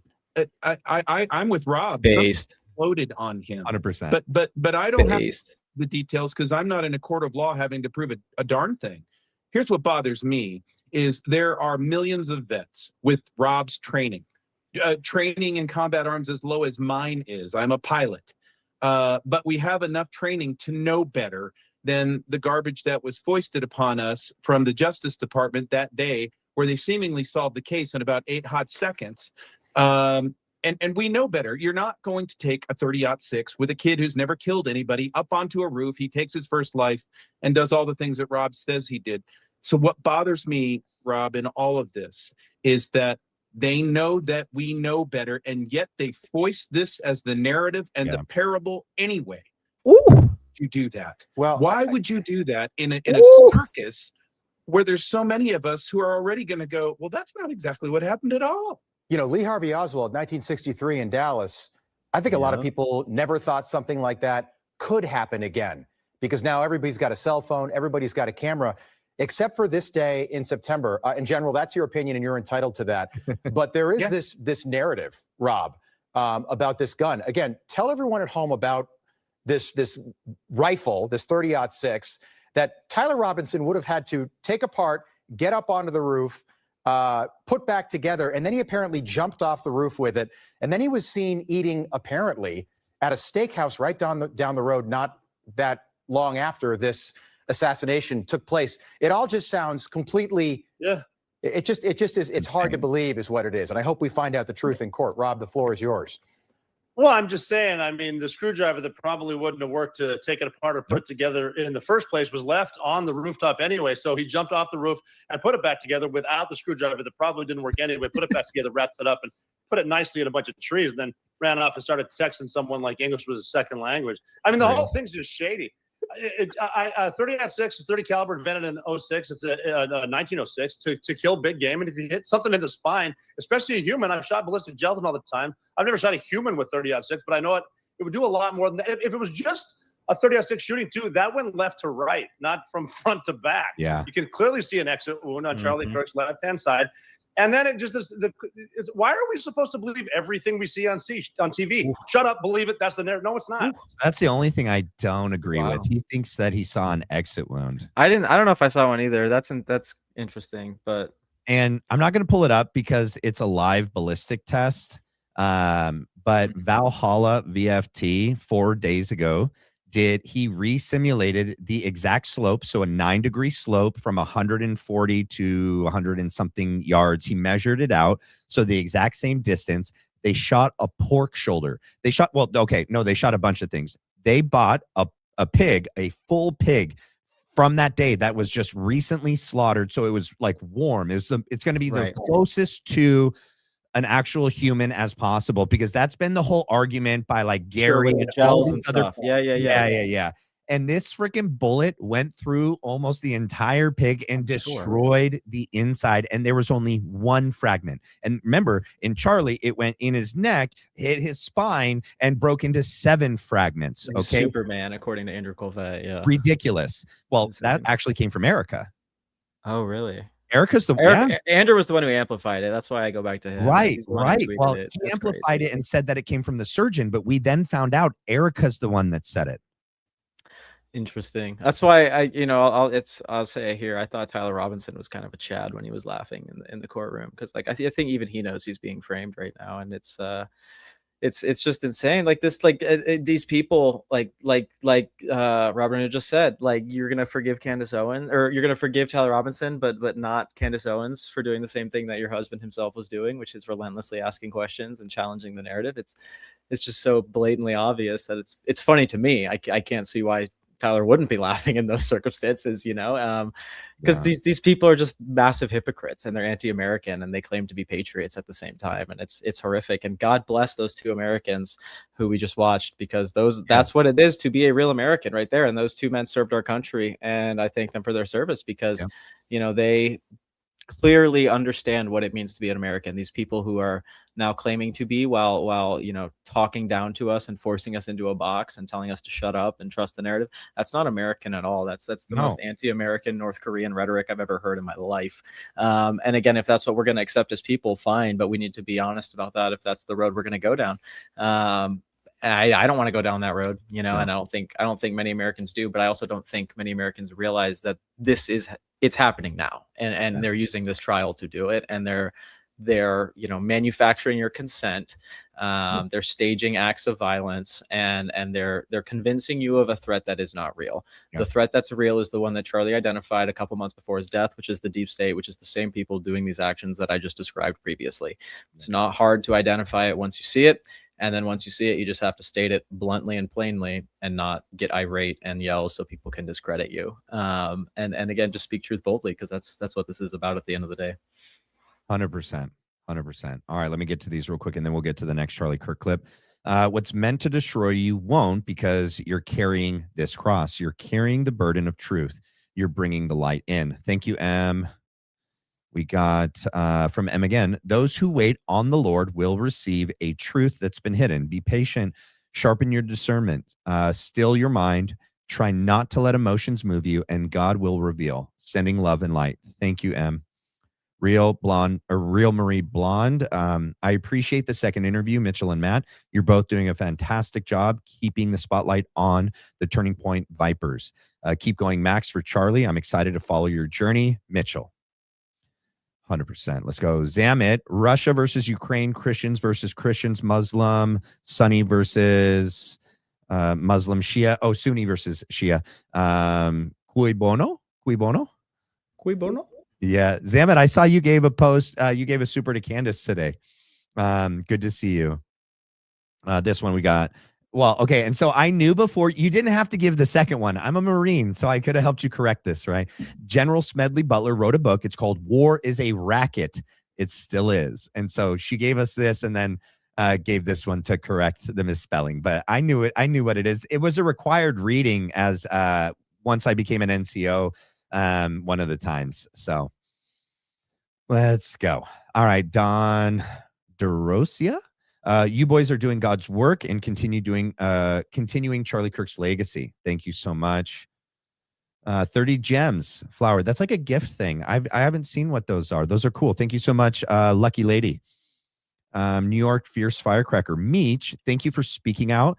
How old were you when you met Charlie Kirk? 15, right? Yeah, I was 15. I met him when I was 15. I didn't start like working for him at 15. I became a student activist, started going to events. And then once I went to college, I was 18. They had moved the headquarters from Chicago to Phoenix at that point. I was interning pretty much every summer as a college student. And then in 2020, the pandemic happened. I moved back home to Phoenix and began interning for the Charlie Kirk Show. 2021, January, I moved over to productions as an intern, finished out my college remotely, graduated that May, went to work full-time in Turning Point USA, where I worked my way up from a productions admin all the way to a producer, produced documentaries, produced daily news shows with Jack Posobiec, got to go to Kenosha, Trump trial, many other amazing experiences. Left the company in 2023. And then from there, I had the opportunity of rejoining Charlie with the Visual Impulse crew in early 2024, stuck through August of 2025 as a contractor. And that was kind of the end of my time there. I have a question, dude. So my wife and I were looking back through old Thought Crime, or what is it? It's Thought Crime, right? That's the Rumble channel videos. And Jack used to be normal, it seems. Was he ever normal? Or like, did I just catch a video where he doesn't, like, something seemed to have changed at some point? I haven't found when it changed and how it changed, but at least the video that I was looking at from a while ago when Tyler Boyer was still fat. You said it, not me. He used to be really fat, man. I don't know what to tell you. Yeah, he's been through many looks. Yeah. So, Bearded Taylor was a funny one. Jack wasn't doing this like MK Ultra like stuff that he's doing now when he gets in front of the camera and he's just like, you know, like acting super weird. And I was like, I mean, there was always a little bit of, I don't know, like tism there at times, but it was nothing that was, you know, like we've seen today. I made the MK Ultra joke where I was like, Jack, they got you good, buddy. Like, kind of half sarcastically, but also not. Like, it seems very much, I don't want to say like MK Ultra mind control, but yikes, dude. Yeah.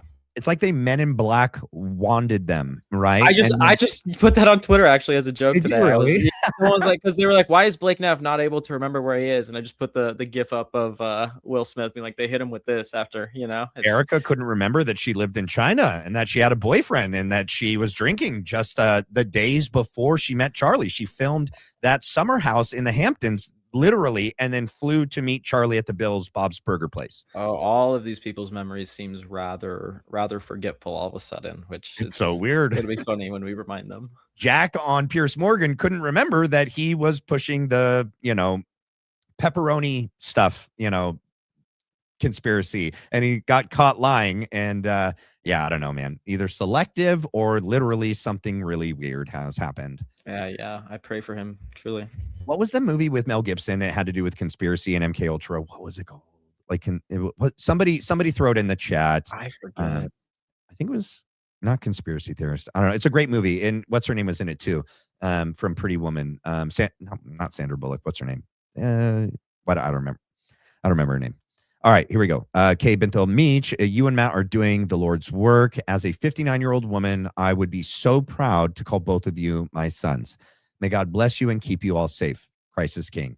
That's a really nice compliment. As someone who lost my mom at 24, that means a lot. So thank you. Bro, we have a lot in common, dude. I lost my dad when I was 16 and I lost my grandmother when I was like 7.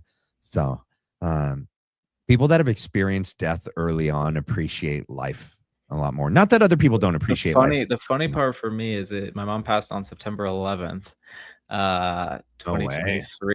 And then, you know, I got through 1 year. I was on tour with Charlie when her 1 year hit. And then I remember being on a plane. I was sobbing my eyes out because it was 1 year, September 11th, and it was just an emotional day. Yeah. We just done a tour and we were flying somewhere. And then obviously a year later, I was already kind of emotionally preparing for that day, you know. And then of course the 10th happened, and I was like, oh, okay, so this is just September's not my month now. So. Bro, did you see the clip of JD Vance at Georgia with freaking Andrew Colvett where he couldn't remember what day Charlie got assassinated?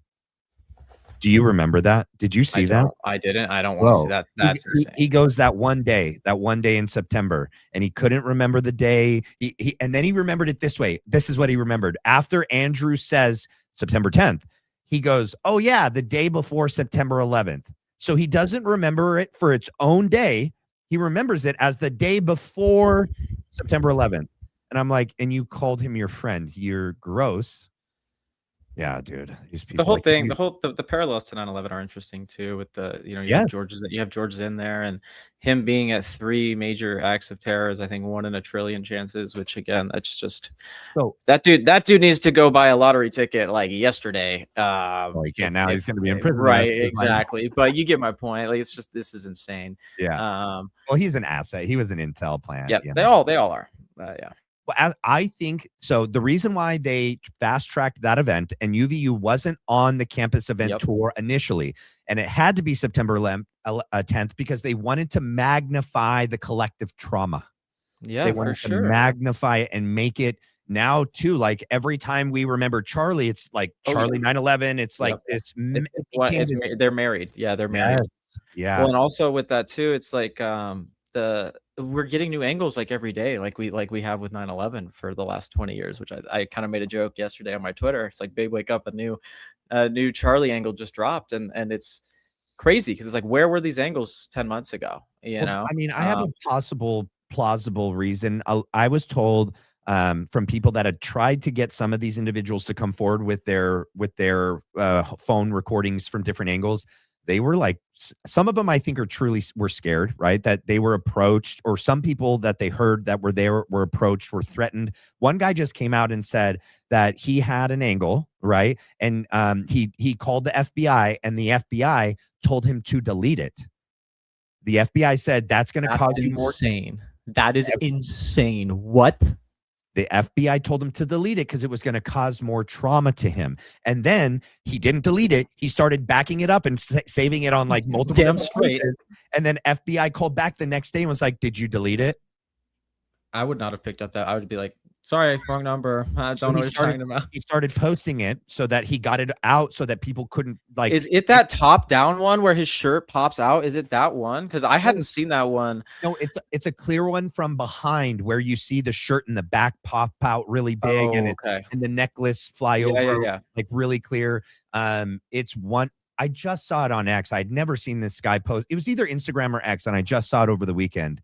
And he started posting it a lot of places to get it out there. That is one of the best things you can do. And that's what, like, I think ultimately led to Charlie being assassinated before he could speak out. That's why it had to be September 10th. It had to be the first event, and it had to be Hunter Kozak, the second questioner, before he got any questions about Israel, about anything else. They had to kill him before he actually started talking about, did he leave the pro-Israel cause? Once that text went out and they were like, oh, snap. No. Oh, he's gone full, like, you know, like he's left, he's left the reservation. But that's the thing. He already had like 3 years prior in 2023. He was already saying these things out. I know it wasn't like institutional, like, but he was already putting the pressure on. So yes, that's why I think you're right. It had to be then, because they knew, they're like, he's about to turn that corner. And once he does, all of America is coming with him, and also Yeah. all of Candace's audience is coming with him, and also all of Kanye's audience is coming with him, and also all of Tucker's audience is coming with him, and all of Thomas Massey. And we're about to lose this country if we don't stage another mass psychological warfare terror event that distracts the population and gets them confused on 80 different theories of whether or not the mic exploded. That's why I don't care about any of that crap. Like, it matters up until a point, but what's happening matters more to me, which is that these people are trying to steal our country. And we elected them to do the exact opposite. We elected them to give us our country back, and they are now telling us to shut up if we don't like them stealing from us and you know, ruining our country and sending our children off to die. It really kind of broke me up today when I read about that 19-year-old who died because she's younger than me, you know, and it's like my generation. We don't want this war. I know hers didn't. And that's what Charlie was going around the country, getting young people. That's why we went to elect Donald Trump, was because we weren't going to go to war again. And then now we have 19-year-olds who aren't coming home. And that to me just truly breaks my heart. And as Christians and as a Christian nation, it's just like we should reflect on that. And again, who's the one asking us to go to this war? Because we the people do not want this. This is an illegitimate war. This is an illegitimate regime. We need to keep saying that out loud, and these people need to hear it because they are working very hard to propagate the public and make it seem like, oh, everyone's okay with this. No, we're not. And we need to start making our voices louder, because anytime that someone comes and speaks out, look what happens. They try and discredit them. If everyone comes out and starts saying these things, they can't discredit everybody. You can't block everybody, you know, like we are a nation. We the people at the end of the day. No matter how much they try and divide us, it's us versus them. We the people versus the oligarchs. It's not Democrat versus Republican. It's not leftist versus conservative. It's not even Christian versus Muslim. It's we the people at this point. We have to get this country back. Yeah. And it's class. It always comes down to class. It's the historical struggle. George Floyd was about class. I said this on Facebook, and I got slandered for it in 2020 because I was like, this George Floyd thing is just a distraction. It is a class issue at the end of the day. They are trying to, you know, push X, Y, and Z in. They don't want your communities to be safe. That's why they're trying to defund the police, because then from there, you'll be more inclined to trust the federal government to protect you. If your local police aren't able to keep you safe, then you'll be more inclined to trust flock cameras going up around your city. And you'll be more inclined to trust, you know, military police. Yeah, it's a progression. It's a slow progression. It happens slowly and then suddenly, right? That's what history tells us. Again, we're 3.5 years out from 2030. Wake up, people. Seriously, like the time is now. This is the hour of crisis. We are losing this country, and the people who are stealing it and selling it off are telling you that they're giving it back to you, and it's just not happening. Yeah, and pay attention to the same age group of mainly men, but also some of the young women that Charlie was winning over to his side are the same individuals that they are really focusing on right now to steal for their own cause and brainwash. They had a mass influx of new Gen Z students that had never had exposure to them, so didn't really follow Charlie before. They got baptized after the assassination. They got, you know, brought to Christianity through the memorial, so they don't know the history. They don't know the context. And they're there now, and they're going to go to this stupid Invictus men's retreat in California, and they're going to be brainwashed, you know? That's why it's so effective. It's intelligence subversion, because they are just, it was too dangerous. It was too dangerous of a tool. You're exactly right. Yeah, and they saw that, and so that's why the focus is that same group of young men and women that were about to be freed mentally, you know? And like we were about to, well, I mean, we would have had to get through the administration, you know, but I mean, if Charlie was here, we would have had a much better chance. But I mean, now we just need enough people. There was another thing I was just looking for. I put it up on my X a couple of days ago. I can't find it right now, but they had passed something like right after Charlie was killed. I think it was September 25th. The administration put out this memorandum on speech and like anti-Semitism. It was really interesting. I'm gonna see if I can find it, but I hadn't heard it.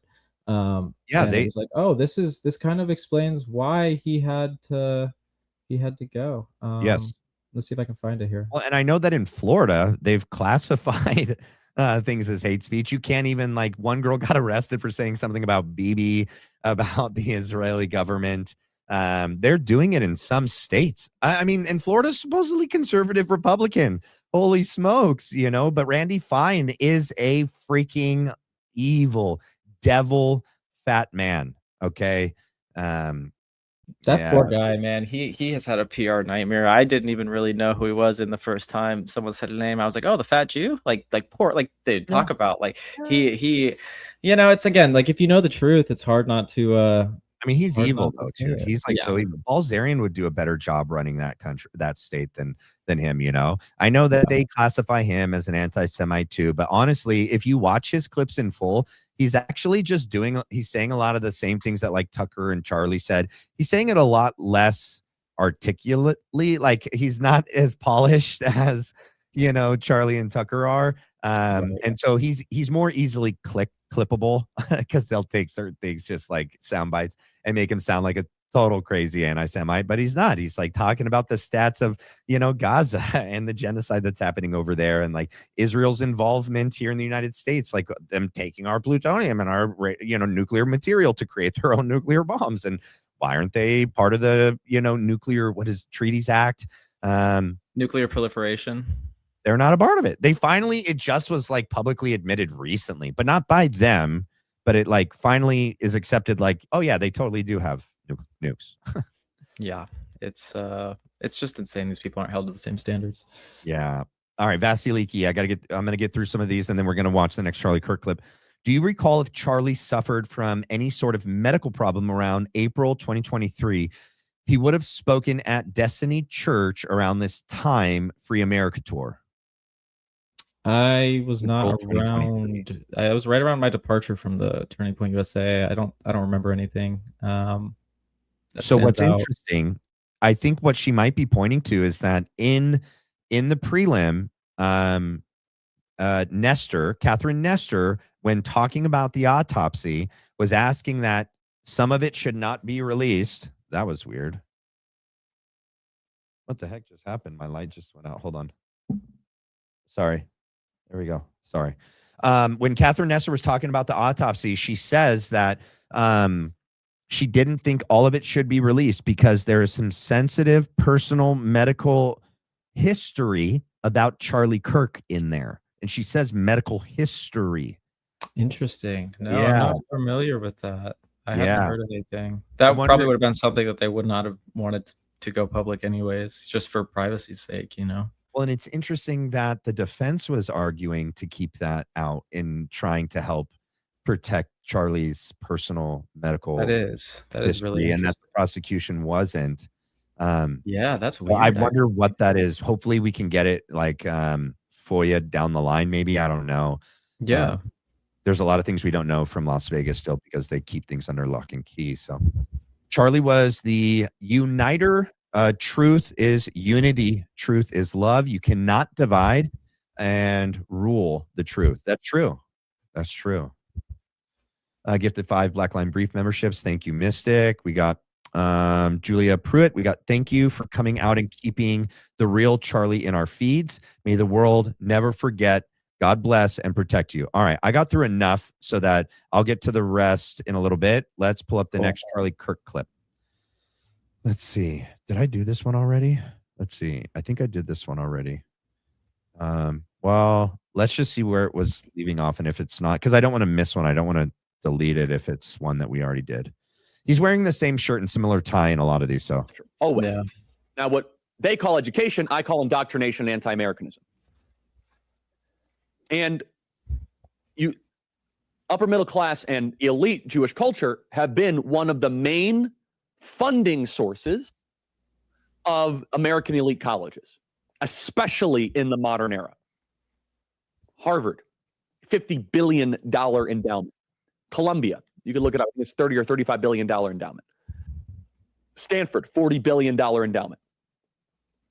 $1 billion. You could fund Ukraine for a month with these endowments.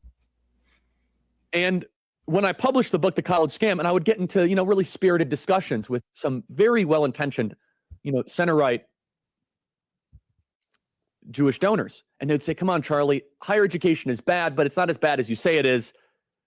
And I would always say, you realize the Jew hatred that is going to erupt volcanically one day. They said, no, I don't think it's that bad. There might be some Muslim groups here or there, but it's not widespread. It's not institutionalized. I said, okay, we'll just agree to disagree. I could tell you from personal experience, the Jew hatred, the American hatred, the anti-white sentiments that are bubbling up in these university campuses, one day it will manifest into something very, very real.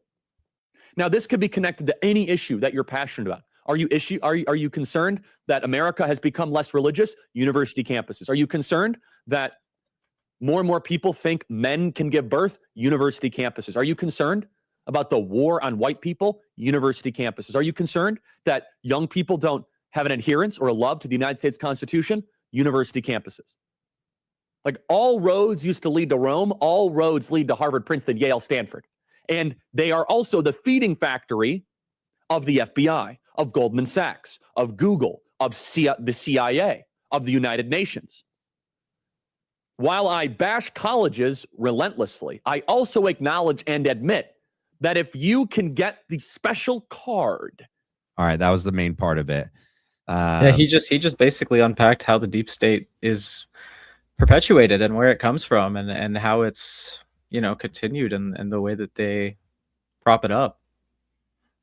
Right. He lays it out plainly. He says who's doing it too. Yeah, I mean,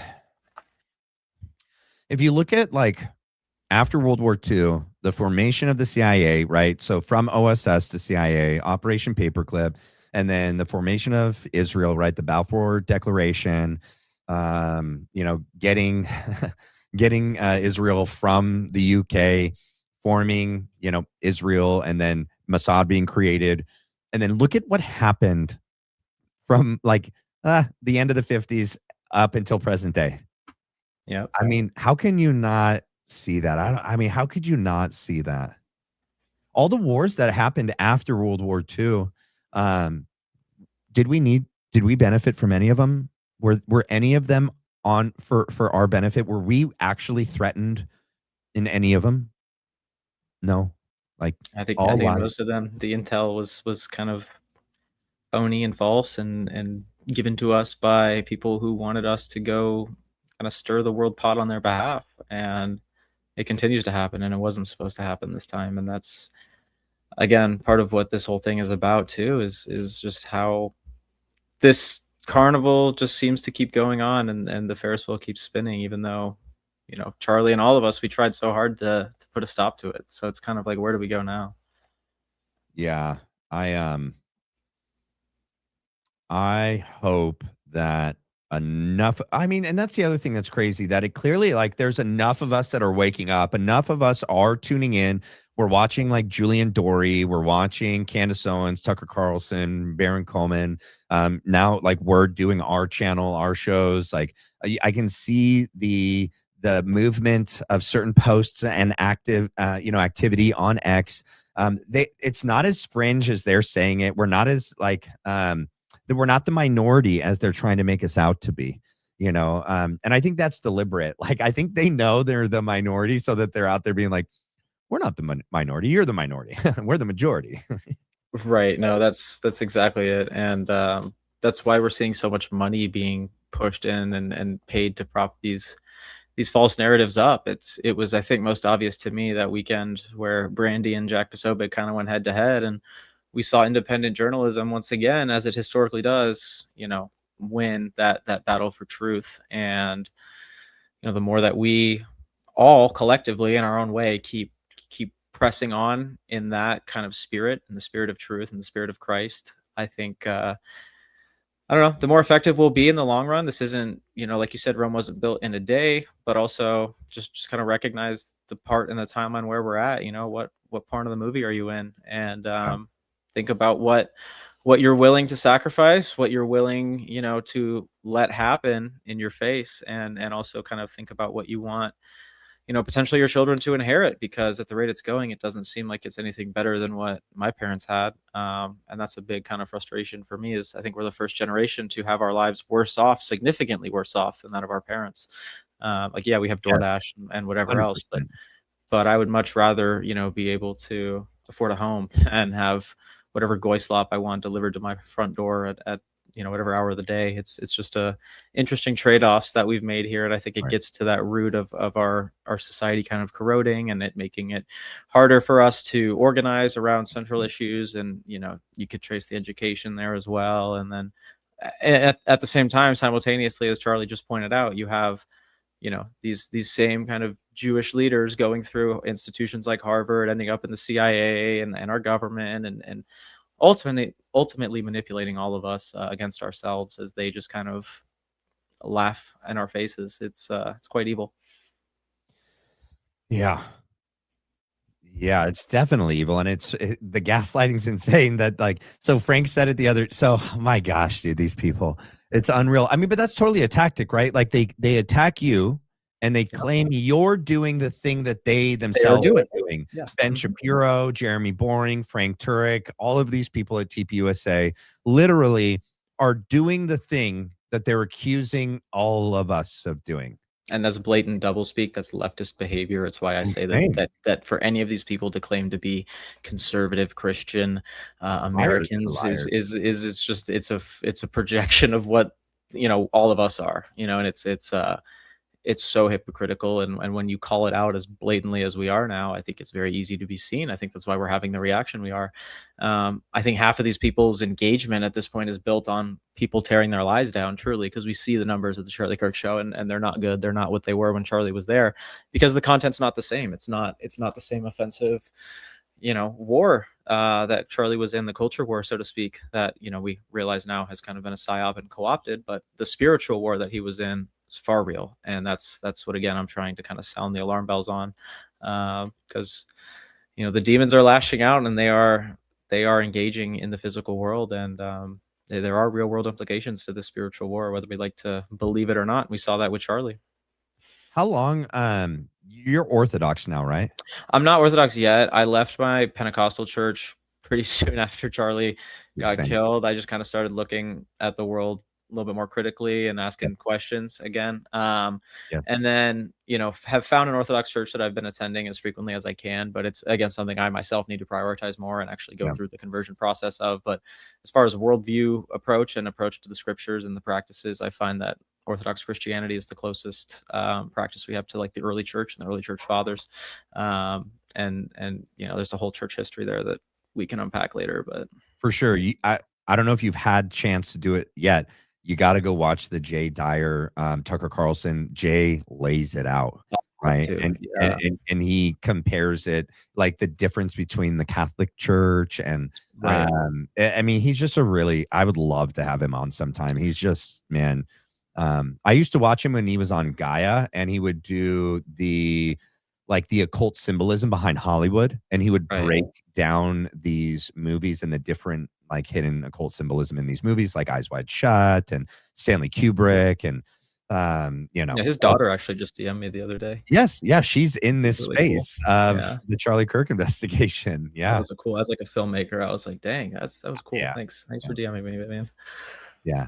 I love Stanley Kubrick. Followed a lot of his stuff over the years, and he's fascinating how many things he hides, how much knowledge about the world he hides in his movies. But I don't know. How did I get on that? What were we talking about? I forget. I don't know. Hollywood occult symbolism. Jay Dyer. Jay Dyer. Orthodox. There we go. We traced it back. But I think it's interesting though, just from like a perspective, right? We have this push to convince America that evangelical Christianity is the norm, right? And then we also have kind of Roman Catholicism running adjacently to that. Nobody's really heard about Orthodoxy. I know I hadn't up until I started talking to people and kind of asking some of the deeper questions we're talking about here. They seem to be the only ones really addressing those problems fundamentally and from honestly the point of scripture, in my opinion, and being sober-minded about some of the realities, some of the things that we're heading towards, in ways that these Zionist evangelicals are just not. And they are, in my opinion, kind of complicit in this spiritual subversion of good-hearted Christians.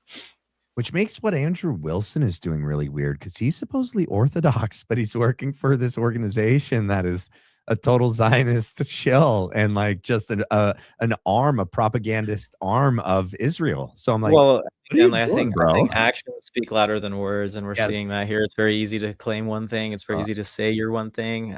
Rubber meets the road in moments like this, and if yeah, you're not living out your faith, if you're not living out the values, and yeah, you're just using those values and faith to morally position yourself as holier than thou, as Blake Neff does almost every day, I think yeah, it's just what we're seeing a lot of. The masks are off. The demons, we know kind of who they are. They've been exposed at this point. They've shown their hand, and it's up to us to stop listening to them. Just stop taking them serious. They don't believe half of what they're selling you anyways. right. I know that there's people who've worked with them. They're Yeah, broad career like criminal, like literally kind of career criminals at this point, in my opinion. We can label them whatever, but they're careerists at the end of the day, and they're ultimately furthering their own interests. And whoever is going to pay them, they're going to do what they say. That's how it works. That's just the media game, and I think if you think it's anything other than that, you're again just very naive, or you're kind of getting paid to ignore the truth. yeah, dude. Yeah. Someone's got a question, I think, for you. Let's see. Question: how do you keep such a positive disposition in these dark times? I mean, I'll be transparent. It's tough. I'm not the same. I'm not always this calm and collected, right? I've been honest. I've sobbed a couple times here and there. I'm not afraid of that. Like it's a very natural reaction. I was crying today over that 19-year-old who died. It's natural to have emotions. It's normal. But like I said before, I spent the last kind of 9, 10 months in a very dark place, ignoring a lot of these things, ignoring a lot of the feelings I had inside. And I was almost self-destructing in many ways. I wasn't in a good place and didn't have much hope. And it's only been through speaking out and finding community of like-minded individuals here who, are engaging in that same fight that Charlie was, are, so to speak, carrying on the flame, if you will. That I've realized, oh, I'm not alone in these feelings. I'm not, isolated. I shouldn't be removing myself from the conversation. And in fact, some things I might have to say might be relevant. And I think I've seen a far greater response than I ever could have imagined. And again, once again, just thank you guys for that, because I didn't want to be here, but by being here, I have found parts of myself again and found hope. And I think that just by doing that, I'm able to have a different approach and a more positive outlook on life. It comes with being a realist about things though too. Like I don't necessarily expect good things to happen, right? Like we're fighting evil. And it's tough to walk into that battlefield knowingly, but it's easier doing that than it is ignoring everything I was feeling for the last 10 months truly. So that's kind of how I do it. I don't know. Yeah, for me, dude, I think also because some of these things are like geopolitical, international, global issues that like we can't really individually affect any kind of outcome or change by any one of us by ourselves. How I go about making sure that I stay in a good mental and spiritual headspace is, first, you can't help anyone unless you yourself are healthy. So having good spiritual disciplines, like what you choose to watch, listen to, what you choose to spend your time on, making sure you're staying in prayer and in the word daily, not forsaking gathering with your brothers and sisters in the body of Christ, edifying one another. And then for me, I'm married, you're younger. I know I'm 40, you're 27. But for me, I'm making sure that then my relationship with my wife, my children, my coworkers, those that I come in contact with on a daily basis, I can affect a positive change in the world through how I live my life, the way I choose to treat others, the decisions I make, how I speak. And if we all were doing that, like the amazing change that we could affect around the world, well, around the United States, specifically, but around the world too, because there's people from Australia and Canada and all over that are in here as well.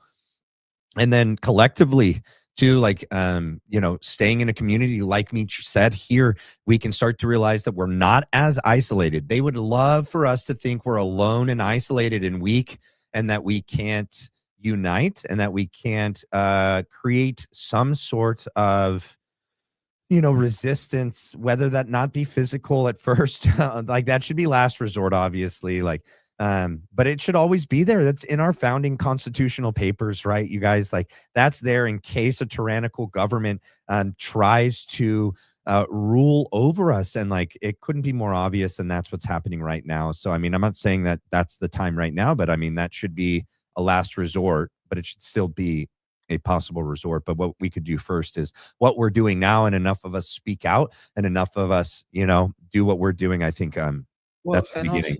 And also, I just want to add, like, don't rely on others to tell you things.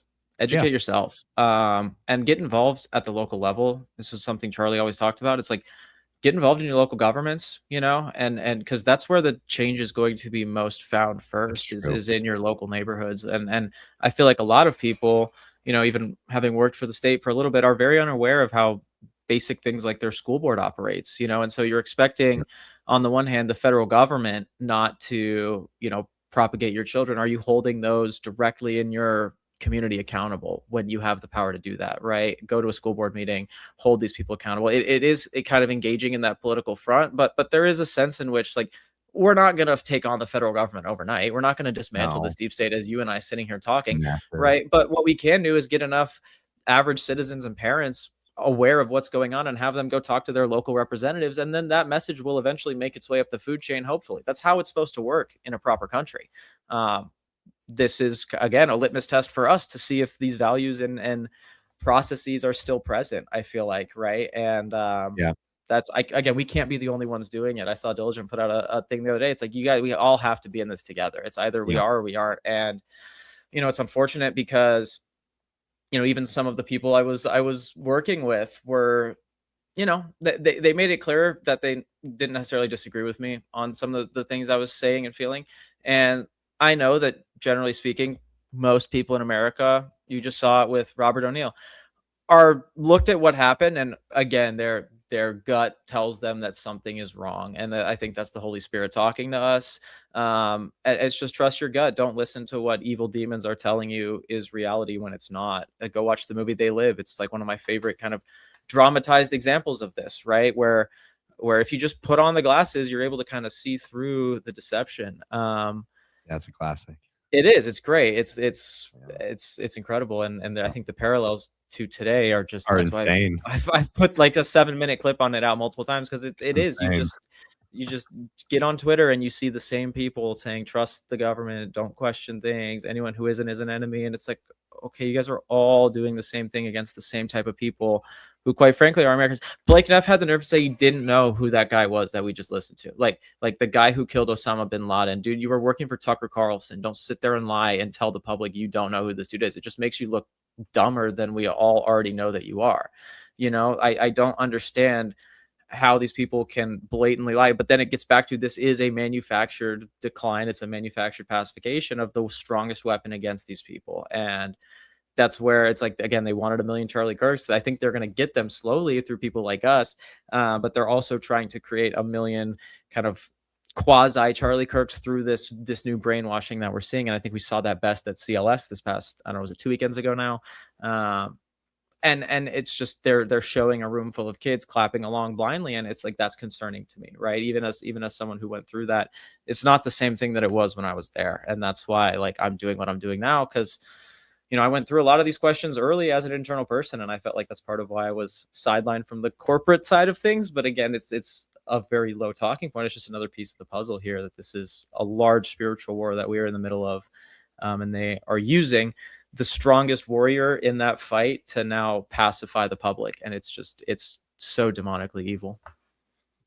Did you hear what Erica said at the CLS about this Invictus? So this men's retreat was something that was near and dear to Charlie's heart, supposedly. I believe that it probably was, because young men were a focus for him, right? Saving them from the, universities and the institutions that sought to enslave them and brainwash them. But they're going to have this. So they're not telling who the speakers are. You can't just pay to go. You have to like apply, and then you have to do an interview, and they select you. And it's a closed camp, and it's going to be on this massive ranch in California somewhere. And you have no clue who's going to be there, like speaking, and what's going to be taking place. And I just have this vision of them like indoctrinating kids and like making them go through some sort of weird boot camp style where they break you down individually and build you up collectively. That's just the feeling I get. It has almost like that evangelical men's retreat vibe to it from what you're describing. It also, like, weirdly enough, screams like cult to me in weird ways. And that was an attack we got many times, right? And as someone on the inside, you're always like, no, this can't be a cult. And then like when you step out, kind of look at it from fresh eyes, it's like, well, maybe there are some similarities there, right? And even back then, I felt a lot of that. That's kind of why I left Turning Point USA proper, because I felt like Charlie himself had been removed from a lot of the day-to-day operations, and just the company itself was shifting slowly. So much. It had grown so much. There were people there who weren't there from the beginning. It had shifted so far away from its foundational values, even as far back as 2023. But then you simultaneously have Charlie kind of just going on his own on this culture war thing and taking on the Jews head on, that I think it became a real problem for a lot of people. Yeah. But yeah, no, you're exactly right. It's concerning. And I think that when you phrase it that way, it's like there's a retreat in the woods. It almost screams like Jim Jones. Like, it's just weird. Like, I don't like that, and especially with the terminologies there, he's like, make heaven crowded. It's just like very oddly strange. And again, from an optics level, I just question, like, who is making these decisions? Like it's almost so blatantly weird that it feels intentional at times. What's interesting to me is that, like, even though Charlie was a charismatic individual, the way that I never got the feeling that I get about how people are following Erica now as opposed to how people followed Charlie before. There's a distinct difference, in my opinion. Like, yes, people loved Charlie, they cheered for him, but what is happening for the personality and the leader known as the widow, Erica Kirk, it's so much more like a cult leader, cult-like following. Because, well, for one, like, she literally didn't earn that space and hadn't put in the work to deserve the trust and respect of the masses. Like, she's riding Charlie's earned respect and trust because she has the last name. Yeah, I think if we look at her, just her rhetoric and her way she commands it pales in comparison to Charlie. Oh, it's not even close. It's and that's what was interesting to me is when Charlie was around, we only really had the Young Women's Leadership Summit, and that was something that I questioned as a young male. I was like, "Where's mine? Where's the Young Men's Leadership Summit?" Like, I wanted one at the time, and we had multiple events, SAS, America Fest, all these others where it was men and women. So I understood the point. I understood the point because men typically are more political. They were trying to get women involved, right? But I think that, like, generally speaking, if you look at Erica and just the way that she's not fit for the role Charlie commanded. She's not. No. And I think that what they're doing is they're emotionally manipulating the public, again, to manufacture your consent to just go along with this. Again, it's not up to us. They're free to pick whoever they want to run that company. But I don't think it's a good choice. I think we're free to be skeptical and critical of it because, again, Charlie himself said many times he didn't care when Erica got hate. She knew what role she was stepping into. Charlie himself made it very clear to her multiple times, you don't get to just cry when people are mean to you. You're my wife. Like we're in this arena. Suck it up. I'm sorry. I'm sorry. And then for her to forgive her husband Shooter and then not Shooter and then not, forgive the general public when they have questions about her very skeptical behavior, her very, very suspicious past, that, again, like, there's more there that remains to be revealed. And it's like, a lot of that is like, we're dealing with evil people. I'm not just going to try and, like, throw everything out and put my life at risk. I am afraid. Like, there is a sense in which you have to be safe about some of this stuff, right? Like, we're taking on potentially biblical demons. Again, you label me crazy if you want to, but, like, I'm a Christian first. I'm not that actually, I mean, it's not crazy. That's what's going on right now. I just got texted. There's like a tweet apparently that's going viral, and it's like at 1 million right now. Apparently, it's like, yeah, I'm not just gonna throw it all out. Like, I'm gonna be a little bit precautionary and protective of myself and the things that I know, because I've seen kind of what's happened to people who just throw everything out there. I kind of don't want. I would prefer not to get a visit from the FBI. Like, it's just I'm trying to just speak truth. I'm trying to just be a normal American here. And it seems like that whole process is being redefined in real time. So I'm I'm gonna operate by the rules of the game right now, and I'm gonna take my safety into consideration first before giving Gotta you be smart. vultures whatever you want, as while simultaneously trying to discredit me. Sorry. Yeah, no, I'm not gonna do it. Oh, you guys will get Yeah, it we when were I figure talking out. Yeah, we'll figure it that out. But there's a lot of bad actors in this space that yeah. All right, let me read a couple of these. We got a new what's up? You good? All right. Yeah, you're good. Don DeRosia, thank you for becoming a member. We got Winnie PDX. Why do y'all think that Nick Fuentes, who is arguably responsible for Charlie waking up? I don't think Nick Fuentes is arguably responsible for Nick waking up. that's a hefty claim to make there. Yeah, I don't know about that. I think October 7th was what woke Charlie up, to be honest.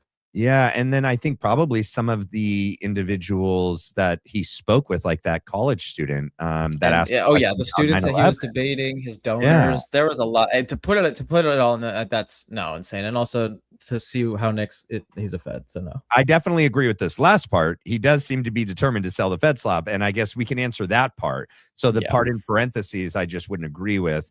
But why do we think that Nick Fuentes is determined to sell the Fed slop? I think the answer's in the question, because he seems to be a Fed. He was at J6, right? And again, I think it gets back to political. I don't know. They stage stuff, right, to make you think that something's happening when it's not. So Nick, I remember he got debanked and he got put on a no-fly list at the time. Yes. That all can magically happen and come back and be taken away. To think that it wouldn't be done as a way for him to amplify that he is being politically persecuted while simultaneously not actually ever being arrested, not being locked up with the rest of the Jan Sixers, kind of screams that, oh, this guy maybe has friends in other places that are making it seem as though he's in the same camp as these people, but actually he gets to go back home and record a show and make money and do everything else while the rest of the people who were at January 6th have been sitting in a jail cell for 4 years. Owen Schroyer. Yeah. Right. Yeah. And I mean, he didn't even get interviewed or anything. Like, no, they swept that one under the rug real quick. I remember he made a big deal out of getting debanked in a no-fly list, but I'm sure he's traveling today. It's not like he doesn't have banks. Like, come on, like be real. Let's be real. And that's totally a way to try to make him seem like exactly not a Fed, like that he's genuine. No, look, they're punishing me, guys. I'm not on their team. They're putting me on a no-fly list. They could do it to you too. Yeah, they arrested. They put out like manhunts. I remember driving to work at Turning Point, and the FBI billboard had people's faces plastered, and it was like, do you know this person? He was in DC on January 6th. Like, that was where we were at in 2021. I want to remind everybody. That was what the deep state was doing then. Were you there when Nick Fuentes and his crew came to, I don't know if it was the headquarters or there was the event in Michigan. Yeah, it was the People's Conference in 2024. I was there. Yeah, and they came in, they got kicked out, and then they had like a rally across the street. I remember I went over and just kind of like observed because our event had wrapped and they were doing this like street protest thing, and I was like, all right, cool. Oh, dude. Yeah, he was a troll. And that was the thing, is like I have texts up where I suggested Charlie debate Nick as far back as 2021 just to kind of, brush that under the rug. I felt like Charlie could. Charlie was never in the chat. It was Andrew Colvette and Tyler and their gang of managers who were like, no, we're not gonna know Nick, and we're gonna actually decide who Charlie reaches out to. Yeah, it's on my Twitter. I can send it to you. And so you don't think never got to Charlie? I don't know. Well, the thing is, Charlie also was not even like engaging with Nick at the time because he was a troll, and that was the whole thing. And so my whole thing was like, bro, if you think he's a troll and you think his ideas are this bad, debate him and end the argument once and for all. And also your video will break the internet because Tyler himself said we should debate high followed trolls. And I was like, oh, perfect. Let's debate Nick then. And we'll have this first episode. It'll be a banger. We'll end him once and for all, and we can kind of put this to rest. And they were just like, no, Nick, let's move on. And then was it the same thing with Dean from Dean? I wasn't there for that. Yeah, I wasn't there for that part, but because he was a troll and he did a bunch of weird stuff. He did a lot of things. So he made Charlie's life miserable. Like he was a total punk, and then he makes a video somewhat like freaking Nick Fuentes, like acting like he's mourning Charlie Kirk and like he's so sad for the loss. But like, how about you just go play some of his previous clips? Right. Yeah. And he would come to Charlie's events and like yell from back way, like far away, and be like, "You're not debating me because you're afraid. You know I'll destroy you." It's like, bro, sometimes it's just like sometimes it's not a good idea to feed the trolls. So I mean, Mitch. Oh, what up, Pop? This is my father-in-law. This is my wife's dad. Mitchell Chase, son of your name. Son, your guest Mitchell is a very credible source of information. Yeah, Mitchell, thank you for taking. Now I get it. What you're saying. Yeah, you guys have the same first name. Thank you for taking a stand and speaking out about what really was going on. You two should join forces a few times a month. Thank you, fellas. Stay tuned. We're definitely gonna do stuff. I don't know if we'll plan it like on a regular basis because like our schedules, but we're definitely gonna have stuff planned for sure. Rebecca, BLP's here to support. Chats, coffee, prayer. How do we make a difference in our respective communities? Want to make ripples. Love to you both. You go first and then I'll go. Yeah, I mean, I think kind of like I indicated, educate yourself first on the processes. Pay attention to what's being passed in your local communities when those elections come around. And get loud, call your local representatives when you don't agree with stuff that's happening. They're the ones who have the direct line to DC, not us. And so again, it's a process. That's how it's supposed to work. You voice your concerns to your elected officials, and ideally they make them known to the administration. Whether or not those get taken into consideration and enacted, well, that's a different story and part of the American experiment, right? I'm also not sure I'm figuring that out. This is a part of that for me. But I think the more you look at your own life and the positions you're in and the circles you run in, the more you'll realize ways in which you're able to combat the disinformation that plagues this age. I call it the age of disinformation for a reason, and it's for sure. It is what it is. Yeah, I mean, stay tuned too. Like, I have some things in the work about definitely creating something to help us all have a different option besides like the stupid options that are out there right now, like Turning Point with under the leadership of Erica Kirk and all those people. It's not a good option. Daily Wire, not a good option. Blaze, not a good option. And the list abounds of the different people that claim to be Christian, conservative Republicans that are trying to guide people into, their people and, supporting Israel. And I definitely agree getting, active in your local communities, at your local school boards and local government. I also said earlier, like your churches, your family, your neighborhoods, at your work. And then, speaking up where everyone's different in what they feel safe to speak up on, but like where you feel safe to do so and be brave. Because the more you do it, it's like a muscle too. The more you speak out in public at different places and doing it effectively, like you become more courageous in other areas to do it, 100%. It's a muscle. You got to work it. Yeah. You'll find your fight, I think, in the ways in which you can speak truth, speak like a Christian, and advocate your values, and that's all it really takes. Yeah. I wonder what this is. Stay hydrated. Okay, thank you. We will. Unk alert. What's that mean? What's unk alert? It means you're old. I am? Dang. All right. Press F. I don't know what that means either. Mitch, to coordinate and lead Charlie's memorial for September 9th. What? I think it means like the 1 year. I don't know. Oh. Yeah. You're in AZ, right? I am, yeah. Yeah. I think there's definitely going to be people. I definitely won't go to a Turning Point one. That's for sure. I mean, I know. Sorry, I didn't mean to hit this again. Charlie used to come up here a lot, and there's a lot of affiliated things of Turning Point up here. But yeah, maybe you should think about doing I don't know. We'll see where this goes. That could not be smart too. Yeah, I don't know about that one. We'll see where this goes. You're in the lion's den in Arizona. You're right there. So I don't know. That might not be a smart idea. But how do you feel after your interview with Stu Peters? It felt dismissive at times, just as a viewer. Curious about your perspective and experience.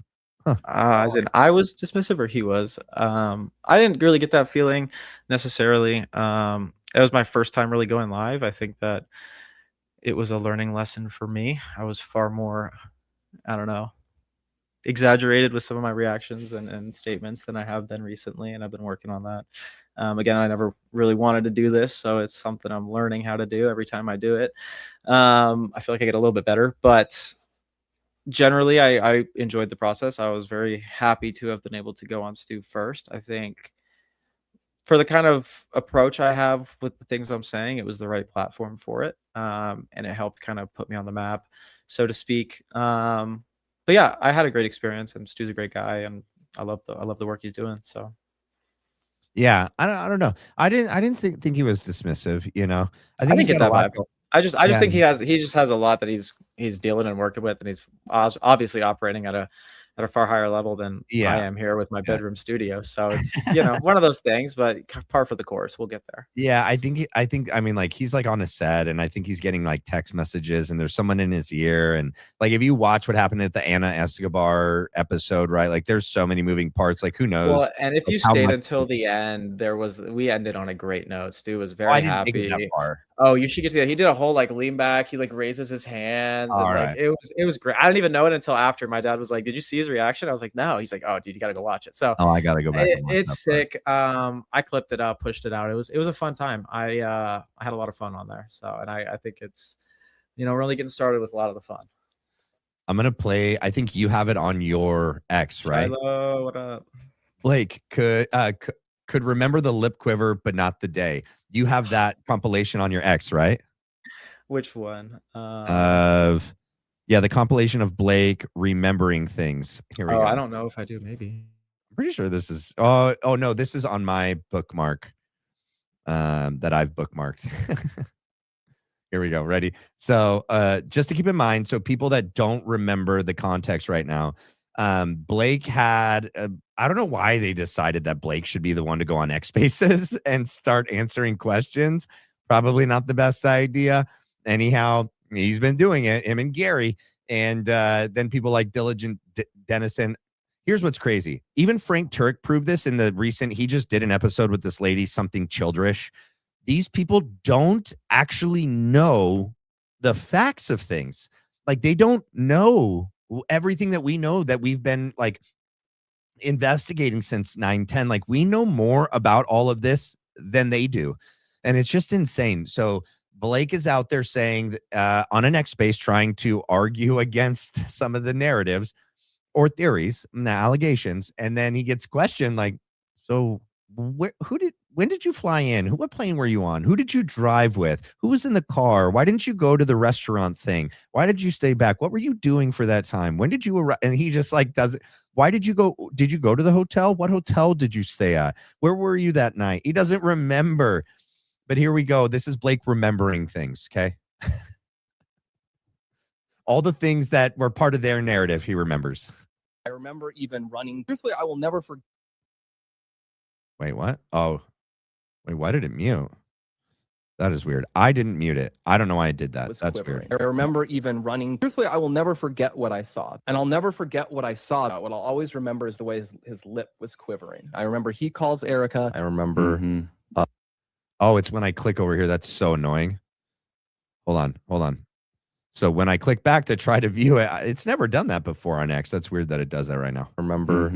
I remember when your parents arrived. The other thing I remember that was so funny. I always remember Man's Search for Meaning. I remember once I always like to remember for debates is remember. I remember.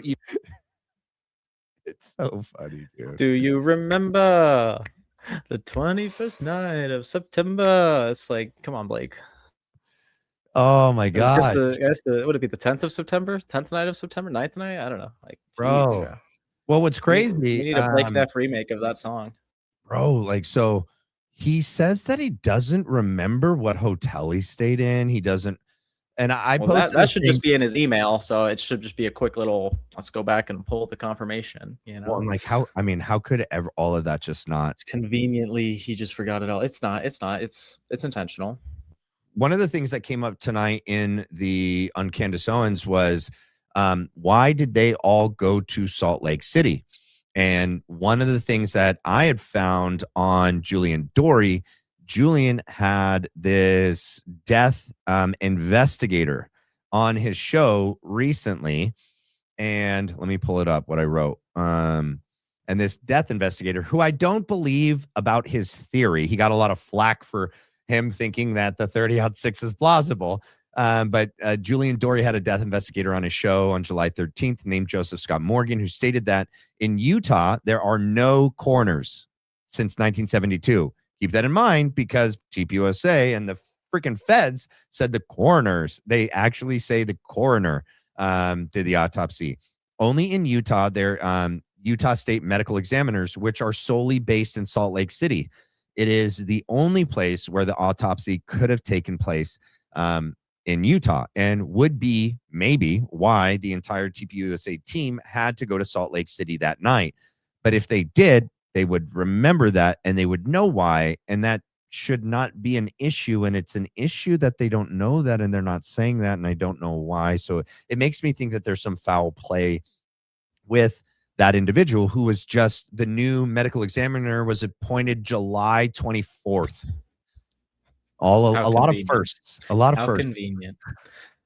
Yeah, I think that everything about this, just like Robert O'Neill said, just doesn't pass the smell check when you look at it, and when you look at the actions that were taken and compare it with any other, not even like an assassination, because those are rare, just any other death or murder. They investigate the wife and the inner circle immediately, and I feel like none of that was done. Again, why? Because in my opinion, the deep state was working with these people to kind of all collectively silence the voice that was about to expose them all as operating for the synagogue of Satan. I mean, I truly feel like the Shlomo Pearl useful idiot poster that went up in Israel was the telltale sign.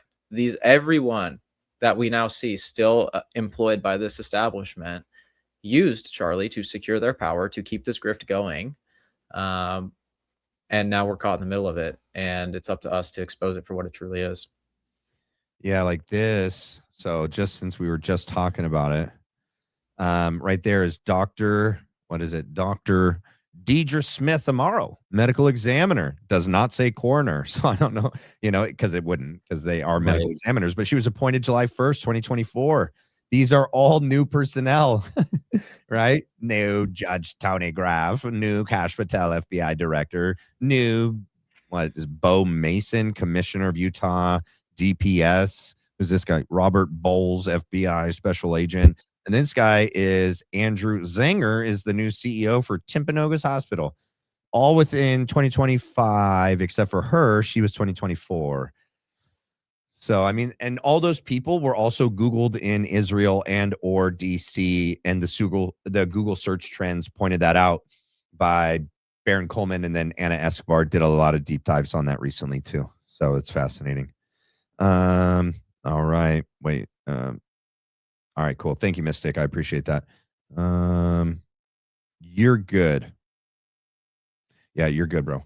Let me know whenever you got to do it, and then we'll do it. Yeah, because I have some stuff that I can show after the fact too. Okay, cool. I always plan to be able to roll in case stuff happens, because life happens, things happen. Yeah, I just got a text. I gotta go in a bit, so no worries. All right, you let me know. It's nothing world ending. Don't think I'm like, please don't stew me like the other night. I'm fine.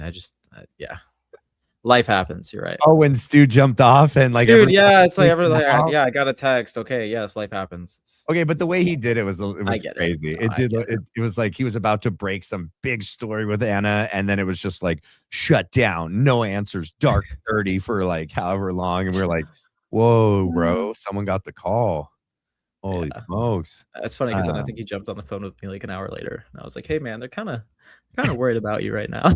People are freaking out. Yeah. What was something I was going to ask you earlier that was one of the comments? If you guys have any other questions for Mitch, questions or comments, please get it in. We got about like 10-15 minutes for him before he's got to take off. And then I got a couple things I want to show you with, as long as I can find it. I definitely have Frank Turek pulled up with that Childress lady, but also Rob McCoy. So it's a very old clip of Rob McCoy. He's with Mikey and Frank, and he says something weird, actually, where it's probably on X, actually. Just the edited clip of it is on X. Did I bookmark it though? Was I smart enough to bookmark it? We'll see. Or maybe I reposted it. Or I bet if I type in Rob McCoy, it'll come up. He made a really insane statement about Erica Kirk. Oh, here, I can show you this. This is the one that I was talking about earlier, bro. This will be oh no, I can't play that. It's his video of the assassination. On X, you can get away with things. On here, you cannot. Let's see. I will type in. Yeah, I'll type in Rob McCoy real quick because I want to show this.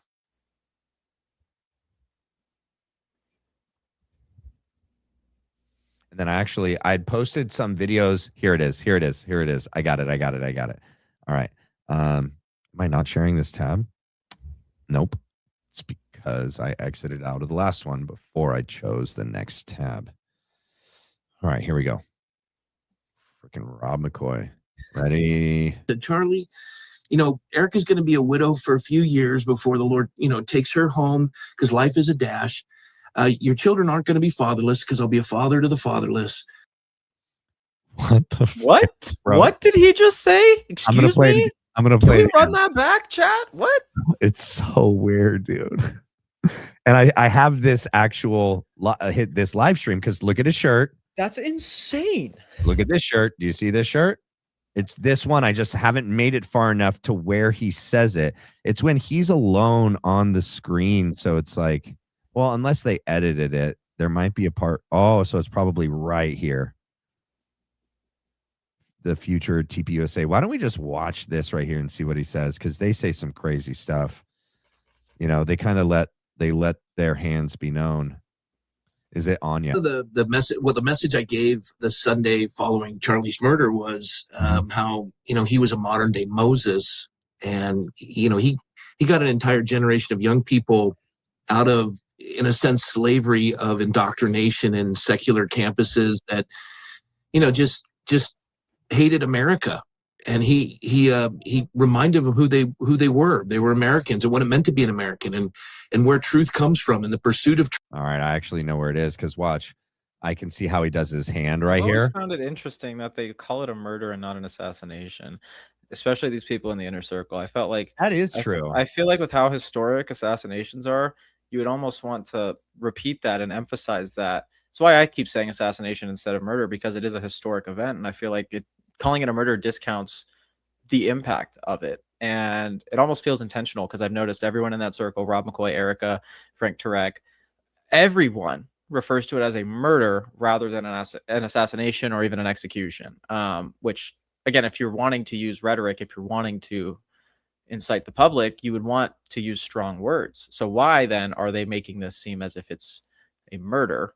Because if it's a murder, right, then it's right. Just, it's one person. It's much easier. Exactly. So you see kind of why I'm thinking like this. Broader context from the start. They started talking. I think they've said assassination, of course, a couple times, but look at how often they say murder, and just think and ask why. They pivoted off of that. Yeah. Yep. Someone messaged me. They want to know, and this was actually one of the things my wife had told me to ask you in the first interview with you, but I didn't get to it. What are some of your, like, either the best or some of the best memories that you have of Charlie? Yeah, dude, it's one of those things where, like, just I've probably forgotten a lot of them too, just because I had so many just passing moments of levity with him, which were awesome. I've talked about it before. We had, when I was an intern for the Charlie Kirk show, we would have to get him to sign a bunch of books, like a stack of probably 50 to 100 books at a time. Yeah. And he would just be, thrown in fresh off a hit. And we had maybe 5-10 minutes to get him to sign these books. And it was that was the time when he was able to kind of just like relax, drop his shoulders, sign the books. We'd crack a couple jokes, and it was back to work. I talk about the time I went to Vegas to be on the Sean Hannity show for a youth town hall that he was kind of responsible for coordinating.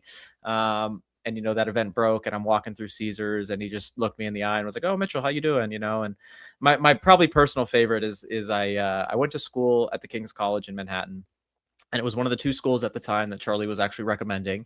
And I was the last student at King's to receive the Turning Point USA scholarship. They actually had a scholarship for wow. student activists at the time. It wasn't much. It was like $750, right? Right, But it was something. you get as many scholarships as you can. And Yeah. I was involved in Turning Point, and I got a letter of rec written. I don't remember who wrote it. It might have been Charlie. I don't know. But regardless of that, I stepped out of class one day, and I kid you not, Charlie Kirk was just walking down Broadway. He had just got off a Fox hit or something, and we ran into each other. And I was like, "Dude, what are you doing here?" He's like, "Oh, what are you doing here?" I'm like, "Well, I just got out of class."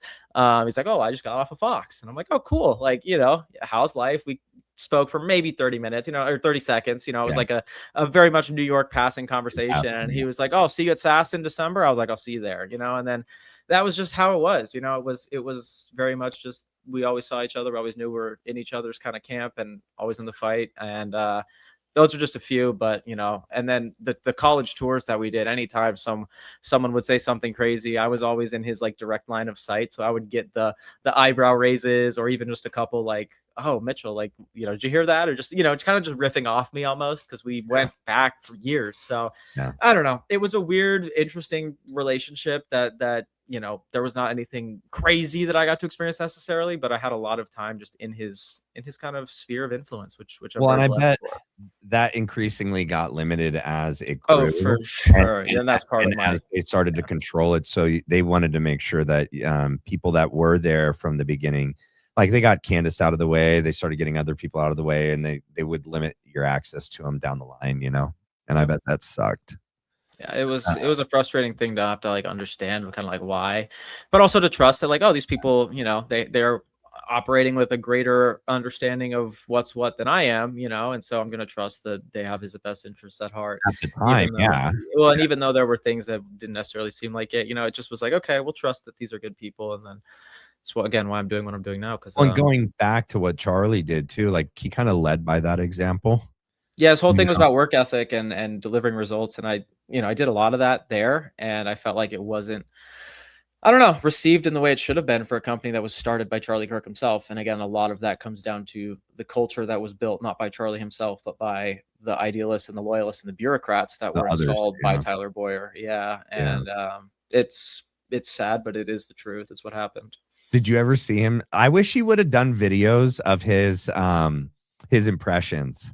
Because like I was told that he did great impressions. He did. He really did. But obviously that was stuff that like they would not want getting out. It would have been so it's one of those things. Right? Yeah, it's like one of those things. I'm sure there's somewhere. I'm sure. But I mean, he just did a. That one was a great one that you found, dude. That was so good. He's done a couple of Lindsey Graham, I think, before that probably exist. I wish he would have done Ted Cruz. Dude, That's how you know these people. Like, if something happens to Ted Cruz and they tell us like he's a good person and he's a good Christian, like, I mean, come on. Well, that's kind of what they did with Lindsey Graham. I know. That's what I'm saying. Insane. Yeah, and the fact that you have freaking Andrew and Blake, like, mourning and saying positive things about Lindsey when they were there when Charlie said negative things about Lindsey. Come on. Someone that got excited about killing children and women and elderly in another country arguably is an evil person. Like, did we mourn Dick Cheney? Right. Oh, we did not mourn Dick Cheney. Okay, why are we mourning Lindsey Graham? Well, I get it. At the why it's pretty self-explanatory, because these people are all fighting for the same neocon uniparty Zionist forces that ultimately cost Charlie's life too. But yep. All right, let me get through a couple more, and I'm gonna let you go. Okay. Go ahead, you're good. We got. I don't know what these mean. I don't know what finger heart means. I don't know if that's a negative thing or a good thing. I think it's like one of these, finger heart. Oh, it is. I'll educate you. All right. I'll educate you. I don't even think I can do that, bro. I can't do that. I'm not even gonna try. My girls could probably do it. Wait, why do you have to do it that way? Why you can't? Oh, I can't. You can do it that way, but I don't know. I like this way. That one looks real. That looks like a finger heart. Yeah. All right. Has anyone explained why Tyler's alleged texts use British spelling while chief investigator David Hull is British? He is British. I know. Coincidence? Worth questioning. I think it's worth questioning. That's interesting. He's also the guy that selectively left out of his testimony while on the stand that the eyewitnesses to the Dodge Charger that night were the husband and wife that like are very credible were like, it's a middle-aged bald white dude and 3 people that got out of that car. And then, Nestor was like, you didn't tell them that. No. Well, why not? Well, I mean, he says like, yeah, they think they saw that. Yeah. That's what they thought they saw. Like, oh, so we're There's not so much hearsay with this, dude. It's we're not believing eyewitnesses. Okay. It's just insane. Just Lance Twiggs. Okay, we're Lance Twiggs, but this married conservative family, husband and wife, we're not believing them. Mm-hmm. But Lance Twiggs, we're believing Lance Twiggs.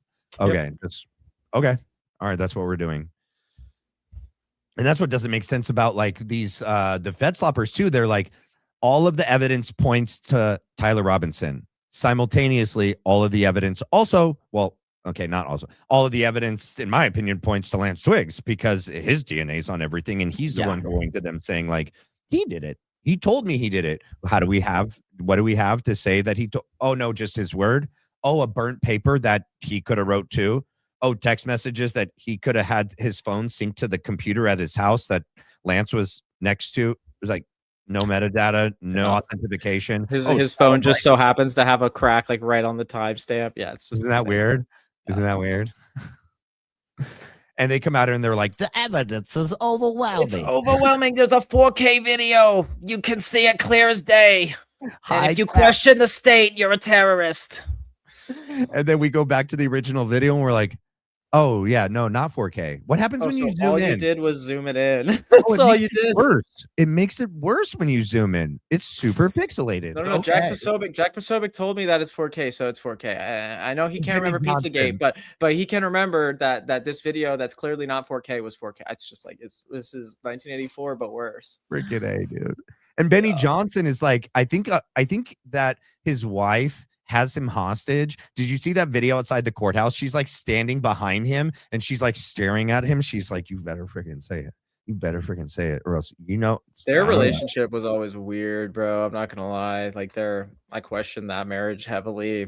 And then like the way that they would use their kids as like props at these events. Like Betty would come on stage with his kids and just be like, yeah, have kids. And it's like, are you paying your staff enough to have kids? It's like, you're not. I know you're not. I'm one of them. So why are you selling this to people if you can't even, fund your staff enough to get married and have kids? That's like, again, hypocrisy at work. I saw it 5-6 years ago, and I went to go do my own thing because I realized I wasn't going to get paid a livable wage there. So I definitely believe like there's some sort of program simultaneous to programs that they had in Russia for their own people and stuff, but that like there are these women that are like trained and created to marry certain people and to then control those men, because that happens.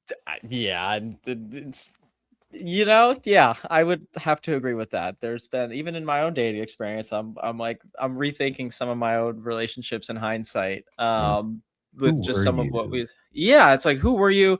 Your dad worked for who again? And you're employed by who? But you believe what? It's just like, there's a lot of questions there for me. And I'm in hindsight, I'm like, maybe you weren't who you said you were. I don't know. After a date, you're like, that's so sunny in Philadelphia. You go home, you got like pictures and you're like doing threads. Charlie, and you're like, oh my gosh, she's connected to all these people. I was on a phone call with someone the other night. We spoke for like 3 hours and we were just going line by line by line by line. And it's just it's insane. So I do have to run here. I'm gonna jump off. It was really good talking to you. I do want to thank everybody again just for your continued support, and I didn't really want to be in this position. I didn't expect to have this many people listening to me. So, I'm still getting my footing there, but thank you again. And I look forward to just talking with you again more in the future, man, because this is a ton of fun. And thanks for giving me the platform. I really appreciate it. Always. Artifactsmemoir.com. And I'll see you guys soon. Later, bro.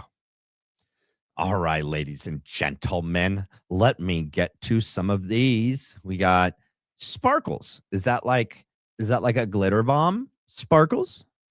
What are these? I haven't seen these before. Gifts. It's a gift. 10 gems, gold coin. I don't know what these are. What do we got? Mystic Gypsy. Hey, y'all. I'm hosting an after show on X Spaces tonight. We need to process all of this together. Follow me on X to join. 100%. Should I also just pull up your X? Hello? Can I pull up your X, please? Let's see. X login. Mystic Gypsy. Honest Ash. Oh, she's got, this should be traumatic for him. It's not. He's giving a lot of details. Yeah, people are clipping it. I have the whole thing. I think I'm gonna cover that tomorrow. Mystic Gypsy. There you are. And your puppy. Your puppy's on your screen. Is that your puppy on your screen? Let me see. So follow Mystic here, Mystic Gypsy. And this is one of my beloved German short-haired pointer black lab mix. That's a mouthful. Puppers. She's named Cricket in honor of Cricket. Who's Cricket? In honor of Cricket? Like the game? She'll never be shot in the face no matter what. Wait. Oh, that's because who was that? That was that not Tulsi Gabbard, right? That was that one other person, right? Mystic, who was that happened, right? You told me that. I wasn't around online for that. I created my X account after Charlie had passed away when I was realizing I was going to do a oh my gosh, dude, this new boom mic is so low. Every time I hit it, I can't wait for my brother-in-law to come. Dude, you guys stay tuned. I don't know what I have to do to this. Wait, hold on. There we go. No, my wife's going to be like, that's way too high. People don't want to see it in front of your face. All right. Well, my brother-in-law's coming out. We're going to make some updates to the studio, and it's going to be great. And so probably by Friday with Matthew Tuzzarone and Mitchell Manley and myself, that live, which is going to be groundbreaking. Mitchell and Matt and I, oh my gosh, bro, every time I hit this thing, this is going to drive me nuts. I won't use my hands to talk, or I'm going to have to go up here to do it. Sorry, guys. Every time I do it, I create like an earthquake for you guys at home. That's not on purpose. But having them connect and talk about what they witnessed, because Matthew Tuzzarone was in Turning Point Action, which was the political arm, right, of the different, 5 different organizations of TPUSA, and then Mitchell was part of TPUSA, and then Medium, the Visual Impulse Media Team and Productions. But getting them together and connecting dots from people they met and things they witnessed and heard and experienced in their separate time frames and separate, affiliate organizations of TPUSA is been interesting, and it's opening up new rabbit holes.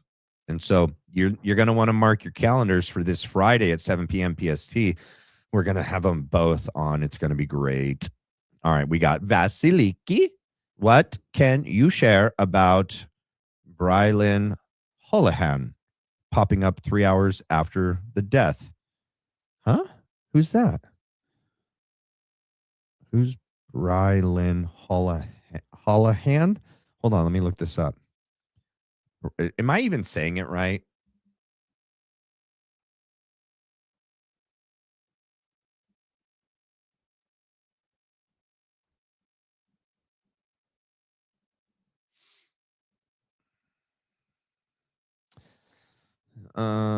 You are likely thinking of Brylan Holohan, a prominent young American conservative political commentator and author, widely known as the internet's youngest voice of reason.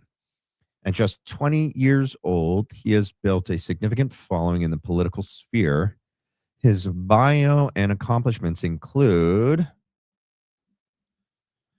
RNC leadership, Medium Books, Early Start, Wait, I got to type in like, so what do you mean? Let me go back to that super chat. Popping up 3 hours after. What do you mean? Where did he pop up? At UVU? Let me. Popping up 3 hours after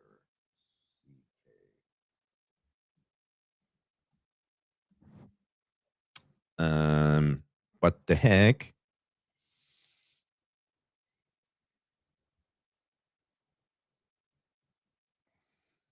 Okay, let's go AI mode. Come on, AI, do your thing. There are no verified law enforcement records. All right, I don't know. It's not giving me anything, guys. I've actually never heard that, so I don't know what you're referencing. Maybe say more and help me understand. Sorry, y'all. The link didn't work last time.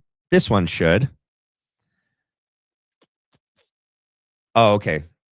Yes. Also, when you go to her page on X, it should be at the top, right? Can you pin it to the top of your page so that when people go to your page too, that's another way to do it? Or you click on her link right there. Okie dokie. Mystic. What do we got? Okay, Christy Gnome straight up bragged about unaliving her German short-haired pointer puppy named Cricket. Yeah, that's what it was. That's what you were telling me. So I named my Cricket after the puppy.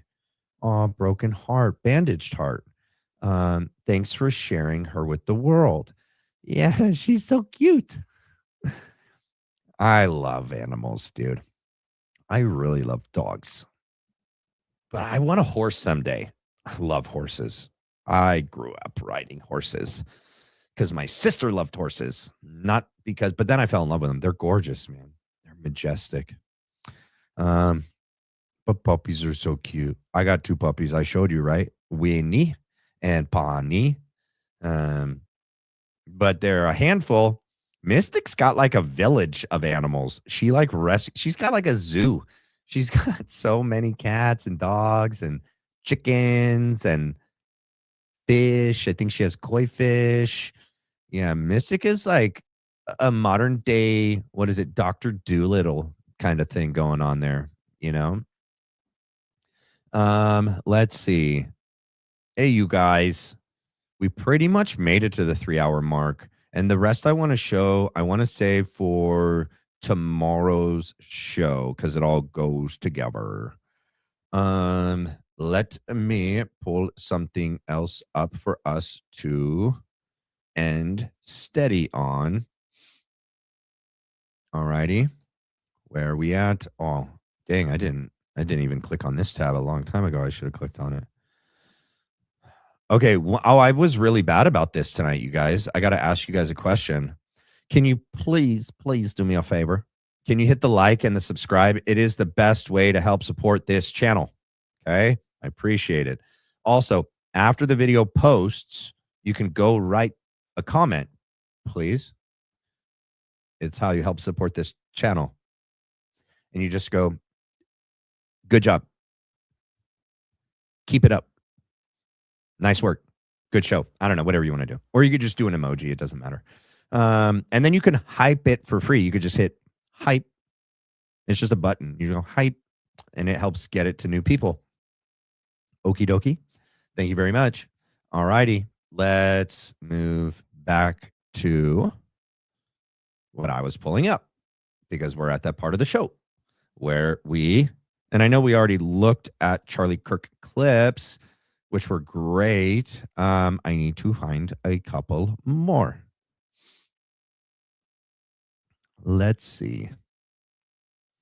That's a short. I don't really want to click on a short. Let's see. I think I saved some in my watch later. Yes. And here we go. Hold up. It is. I got 15 minutes, but we don't have to watch all 15 minutes, okay? It's a lot of time of Candace and Charlie together. Okie dokie. Here we go. Always does get better, Well, guys. It and gets here's, better. Here's the other thing is giving up should never be an option. And also surround yourself with people like Candace that whatever you're doing that can relate, and that when you say something that they're going to tell you, the truth, and they're going to be honest, but they'll also have your back. And I understand this might sound cliche, but it's so hard to find that. Right. It's so hard to find that kind of loyalty that, the kind of the old expression is, when you're in a foxhole, you want someone who is not going to tell you that there's no bullets being fired. You want just to say where the bullets are coming from. Right. Yeah. Yeah. That's right? exactly right. Yeah. You don't want someone in the foxhole with you being like, well, want to get a hot dog, Right, like yeah. maybe a burger, a smoothie. You want to say, no. There's a machine gun nest over Right. there. There's mortar shells coming from there. Right. Well, here's what we're going to do Here's to be the able to plan do of that. action to get out of this. Exactly. Right. And that's the type of friend that you want. And you definitely don't want one that's going to run for the hills behind Right. you. Yeah. And We've you're had alone. those. Run- We've had. You don't understand the divinity of him tweeting that. Uh-oh, I don't know if I can do the music. Hold on. Let me skip to the next part where there's no music. Oh wait, it's just Native American dancing, right? I'm living in that 21st century. There's something mean to it. So I want to jump into some of these questions. Sure. That We could people go on sent. forever. Yeah, This we could could be go a on forever. 5-hour podcast. And we're gonna end up talking about some of this stuff anyways. But first question, this is actually really funny. Okay. Who is the better driver? Okay, hold on a second. I'm gonna answer this question. Actually, Charlie Kirk never lets me drive, so This is maybe he's correct. sexist. He never This lets is me very drive, correct. and he's a horrible driver on top of it. Well, hold on. I'm very, very good. Zero Horrible. car But accidents. He never lets me drive. I'm very benevolent. Okay. Freedom Center, look. I mean, I think my wife would probably say I'm a horrible driver because I drive like an old man. Well, I have precious cargo. I have my wife and my little girls in the car. And when I was in the Marine Corps, I had an STI, which is a Subaru, a really fast car. And I got a lot of speeding tickets. And I used to drive fast. And I don't want to do that anymore. So I put it on cruise control and I just do the speed limit all the time. So I bet he was a safe and cautious driver. My wife likes to drive fast. Yes, she drives really fast. Charlie's 24. You could ask why he's flying around with the first family too, but when you meet him, you understand. He's just absolutely brilliant. And we just wanted to do this together. I met him and I said, look, I think that there needs to be a Black revolution against the Democratic Party. I think I'm the person to lead it. Like, I'm your girl. And I was speaking on a panel with Dave Rubin about. Oh, and I want to point this out. I'm pretty sure I'd have to see when was the Young Women's Leadership Summit started. But I think it was started when Candace Owens was still there. And let me look it up real quick. When was the first?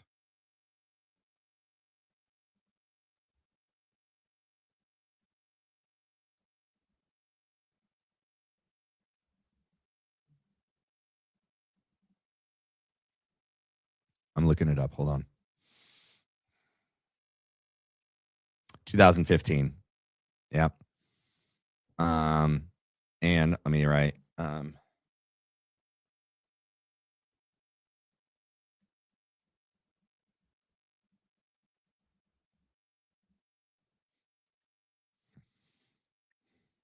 said, who used to speak at those events?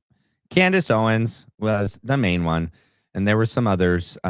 But Erica Kirk was not any of the speakers in the beginning. And so obviously the Young Women's Leadership Summit was created when Candace and Charlie were like this, right? At the time when they were both there, when she came onto the scene, like they were like equals, right? And she was as much of a articulate, educated, figure, and also like a star, even Charlie said that himself. And she was the one that was there when that was created and led those. And I think what they saw, right, they saw that Charlie and Candace together were going to be a threat. Okay. And they had to get her out of the way. And it looks like that's exactly what they did. They manufactured some crises when she was in the UK with Charlie. And that's the event that she met her husband. And that's the event where they stayed with John Mappin and his family. And they then cut her out of context and then called her a Nazi and then started getting a lot of backlash at TPUSA. And Charlie was getting a lot of pressure from donors and other people to get her out of there. And I think they even, handled where she went after, right? Because we have Prager and what's her name, Marissa Straight, who was IDF and Mossad, and she is the one that took her to the something Wolfowitz Freedom Center and spoke with some rabbi in Hebrew with Candace there and has no clue what they're saying. And then at the end, she was like, okay, you're good. And then got a job with Prager. And then after that, got a job with Ben.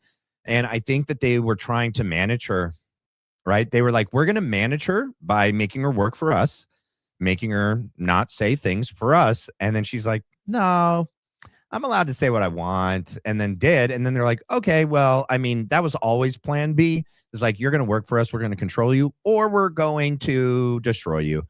And that didn't work, right? But my point in bringing her up with the Young Women's Leadership Summit was that Erica was never in the picture as someone that was going to lead those events, that was going to be the figure that the young women followed. And then she came into the picture after they took Candace Owens out, married Charlie, and then obviously they pushed her into that position. And the rest is history. It's so sad. Oops, that's not it. It moves. The Central Californian really loves this close-knit community, and Matt cracks me up. Where in Central California? I'm from San Diego. San Diego. I can't finish that statement if you know what movie that is from. Anchorman. Saint Diego. Stay classy, San Diego. Yeah, I'm from Oceanside, SoCal. Oh, by the way, it sounds like some of you think that I should make some pre-recorded videos and then post them on my vacay so that I can enjoy my vacay the entire time. Yes, I think I'll do some of that. But I think I'll also do like a couple pop-ups, like an hour, maybe, just to say what up and show you guys what I'm doing. I also want to do like other things, not necessarily on my trip, but just in general, where I can like post things of me and things I think and feel, and you guys can get a better picture of who I am, and why I'm doing what I'm doing and the direction that I'm wanting to go with things. And I can post those on the YouTube clips or shorts channel that we're creating, or on Instagram or on X. But yeah, I definitely will probably pre-record a couple videos that I could set to upload on specific days. And then I can also maybe do like 2 actual lives while I'm there as well, like an hour here, an hour there. Oh, Vassie Leakey wants a members show. Yes, that's the other thing. I'm working on that with my brother-in-law as to actually, let's do a poll. I don't know. It's not gonna. Let's see. Will it let me do a Q&A? We'll see. Q&A. Okay, let's see.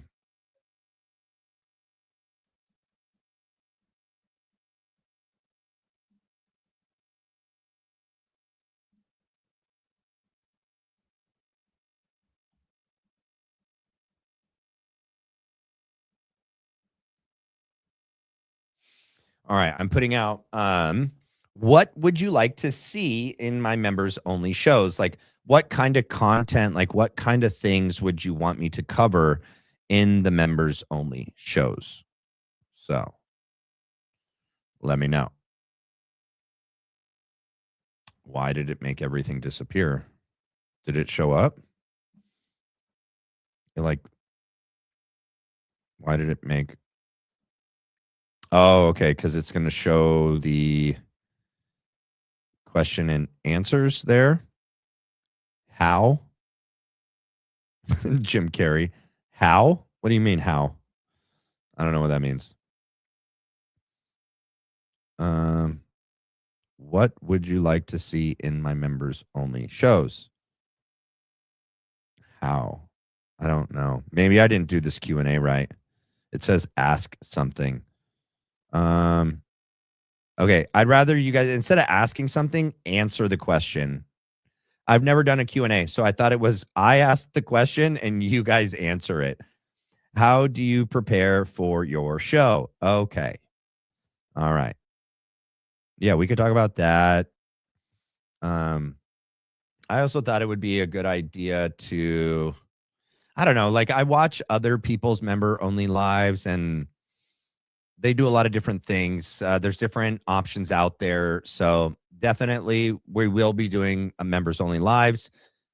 Just working on the what with my brother-in-law and my father-in-law. Because I want it to be good, you know, and I don't want to do things that other people are doing just because they're doing it and that's the way they're doing it. Likewise, that's why I read my super chats during the live. Like no one else seems to do that. I like to do things differently in my way. I don't want to just follow the crowd and do what other people do just because that's what they do. And likewise with the members only live, I want to do it differently. So, you know, yeah. All right, ladies and gentlemen. I think that's it. We're at the 3-hour mark evenly. Let me make sure I got through all the super chats. I did. If I haven't done so already, please hit the like and subscribe. It's the best way to help support this channel. Please leave a comment after the video posts. Hype the video. And tomorrow will be a good show. I was planning shows on the 2 days that Mitch was planned to come on just in case something happened. Because like I've had other people on in the past and they were planned to come on and then something happened. And so I always just plan for multiple contingencies. So I have good shows lined up for the rest of this week. And then we have Matthew Tuzzarone and Mitch coming on Friday. So I will see. Oh, go over to, if you're on X, go over to Mystics X Space after this. And stay tuned for tomorrow's show. Love you guys so much. God bless you guys. Christ is King. And yeah, I'll see you guys tomorrow. God bless. Bye.